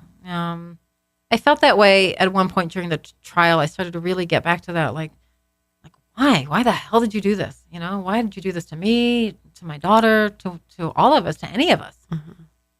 But I'm not going to get that answer. That's an elusive answer that I'm never going to get, you know? And does he even have an answer for that? That would make sense to anybody else other than him. No, probably not. Because it sure seems like it was all about him anyway. And he's the only one that understands it. Maybe he doesn't know why. Yeah, or maybe he doesn't. It's just something he does. And he lives in this. Or maybe he believes what he stood there in court and said, you know, maybe he really believes that he's the victim and that I don't know how he explains all the stuff with me, you know. I know initially right after the thing in Barcelona, he tried telling a colleague that was his housewife or something. How do you know that's not a housekeeper, you know? And I remember for a second thinking, well, I guess I don't. But then I found out through other avenues. I even got the kids' names and everything, and they're totally his, and you know. And he acknowledged them in court. The attorney acknowledged 4 kids, not the other one that I know about. But wow. And how he did that, I have no idea, because those kids were 4 and 6 years old at the time. And how he was, but that explains all these sudden emergency surgeries, you know. He was with me that Christmas. He proposed. I wanted him to stay for New Year's Eve. And all of a sudden, I can't stay. There's an emergency surgery. Well, he's rushing back probably to the family in Barcelona. He probably told her that he had an emergency surgery in the U.S., and that's why he had to be gone at Christmas. Right, Crazy. yeah. Have you heard anything about how their families are doing, the kids? No. Nothing? I heard she left him. Thank goodness. Good, yeah. Yeah. I feel sorry for his kids. you know? I do too. And I think that is very difficult because I'm sure they're going to want to defend him, and I'm sure they're going to want to believe him. Yeah, and who knows what lies he's been telling them. Exactly. I mean, I'm sure I heard there's at so one many point, things. I can't remember who told me this, but I thought this was funny. He told somebody that I'm crazy, which I knew. Of course I'm going to be crazy. But that I was just upset because I fell madly in love with him, and it was unreciprocated love. And what? And I said, okay, so all those videos where we're, and all those, what the hell is that? It was such a stupid lie, I'm just angry because he didn't return my love. Okay. Wow. It's also just stupid. I have so much videotape and text and everything else. Well, all his lies are really stupid if you think about it. So how's your daughter doing now? She's good. That's good. Yeah. I'm glad to hear that she's obviously I'm biased. I'm her mom, but she's a remarkable young human, and she's got a really good head on her shoulders. Oh, that's amazing. Angry at him, but, and I think has worried a lot about me over the years. I'm sure. Especially since then, but she's fine. That's good. I'm glad to hear that. And we're very close, and very grateful for that. And how are you doing? I'm okay. It's been hard, Yeah, I was just looking online, and I know you see it all the time too, but just on your documentary, I was kind of looking at the reviews and stuff, and just like the things that people say, and like, just it's terrible. I mean, and people call you everything, and how could you be so stupid? This was so obvious, and it's just like it's not at all. Nobody understands. That's something I wasn't prepared for. I was so hell bent on exposing him, and so I was just laser focused on this man is dangerous, and I have to go public, and it doesn't matter what happens to me, even though my friends warned me. I was not prepared for how brutal people can be, and it was awful at the beginning, and I was so shocked by how cruel it is. And it took me a minute, at the beginning, my friends were like, stop reading that stuff. We're going to come over and take your computer away. We're going to tie your hands behind your back. No. And it's taken a little while, but now I have such a thick skin because it's just, if you get that way. Honestly, if that's what you take away from my story, that's sad. If victim shaming and making assumptions about me and pointing the finger at me is what you take away from this. And I don't even have the time of day for you, because this is not even about me. This is about a man who's killing people, quite frankly, and is evil. And if you can't see past the rest of it, and people make snap judgments without knowing the story, or, and people, of course, think this will never happen to them. But you know what? Until you're in a situation like this, you don't know that. Yeah. These con artists are so manipulative, and there's so much gaslighting that goes on, and so much mental manipulation. We were talking earlier. It's not unlike what they do in cults. And that's another reason I'm so adamant about talking about this, because when women get conned, they feel so stupid.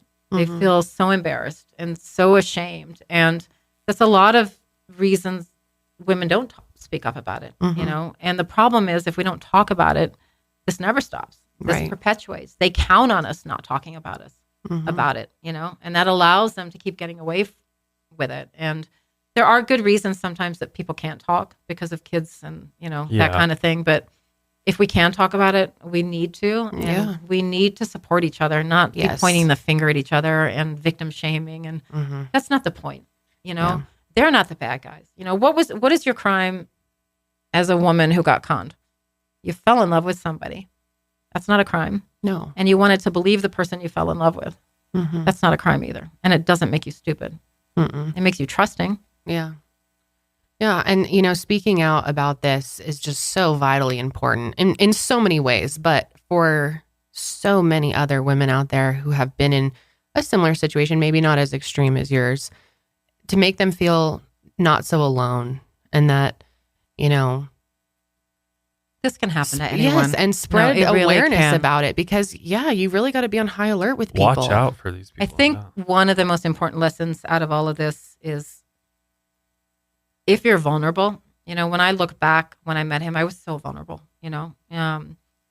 and if you're in a vulnerable stage in your life, it could be anything. You might have just had a death in the family, you coming out of a bad relationship or a breakup or a divorce, or you lost a job, anything. But if you're vulnerable, you really have to have your guard up. I always say that I think these con artists have like a vulnerability radar. They kind of know exactly who they can target, and you have to have your guard up because when you're vulnerable, what do you want? You want someone to wrap their arms around you and tell you that everything's going to be okay. Yeah.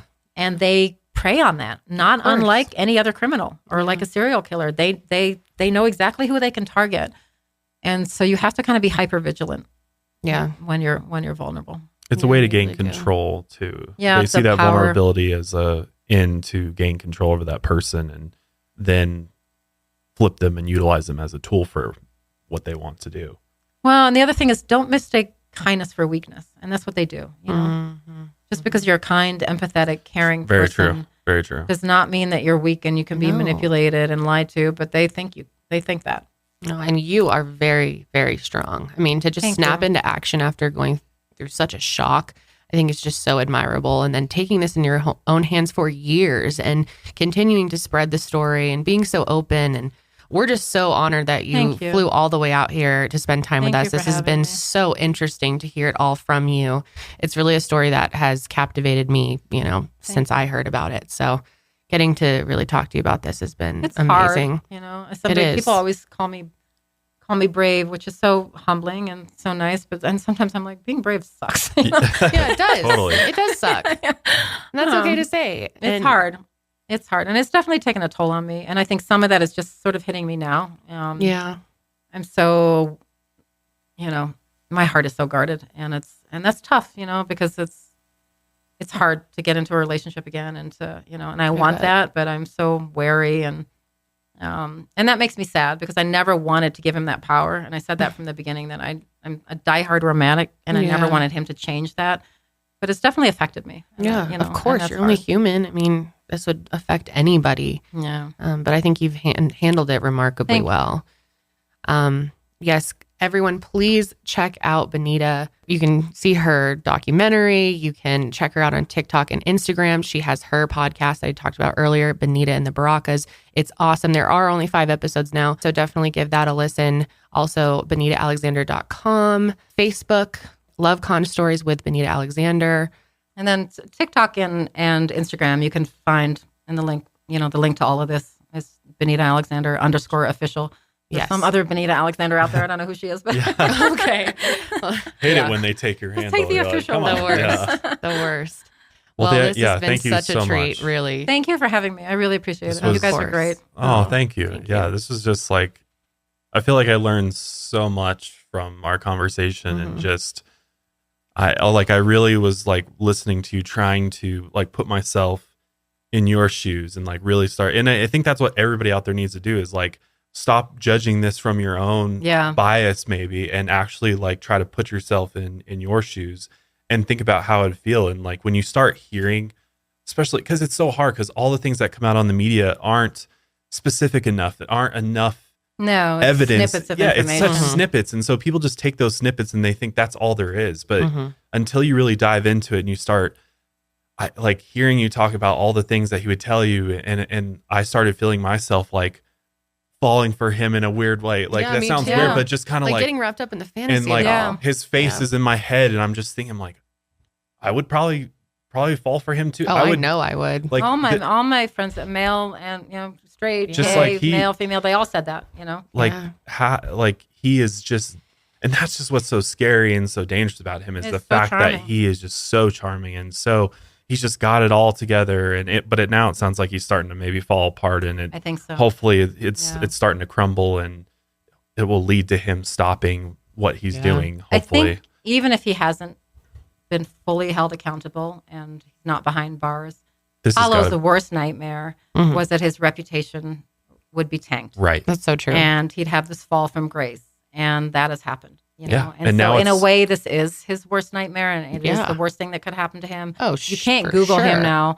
First, without finding all of this out, his reputation is completely shattered and scathed, and that was everything to him. Now it's gone, and it's all gone. So that's, you got to take that as a win. I think. Yeah, that I think at the very least, his, that super, God complex of his has got to be, And I also starting don't to crack. think I can pretty much guarantee you, he never in a million years imagined I'd be doing what I'm doing. I mean, he thought he had me. He thought he had me in his pocket. And even when I found everything out, I think he thought I was so hurt and so broken that I was just going to kind of slink away, fade into the shadows. Yeah. And I think he's probably in shock, And I'm the sure. fact that I keep talking about it, he's probably like, when is she going to shut up? Yeah, he's like, damn, You're not thought going she'd to. go away. But no, good for you. I mean, keep it up. We're here to support. We're gonna follow you and follow this, because I want to see where this goes, and hopefully, fingers crossed, there's some accountability more for him. I hope so. I hope there'll be justice for his patients. Really or karma will get him eventually. Oh, karma will get him. So karma's already coming back in around. the works. Yeah, exactly. But thank you so much for joining us. Thank you. We're going to wrap up today's episode there. Yes. Leave us any comments and feedback below. We'd love to hear from you guys as always. And thank you for joining us. We will be back next week. But until then, keep on taking your mind a mile higher.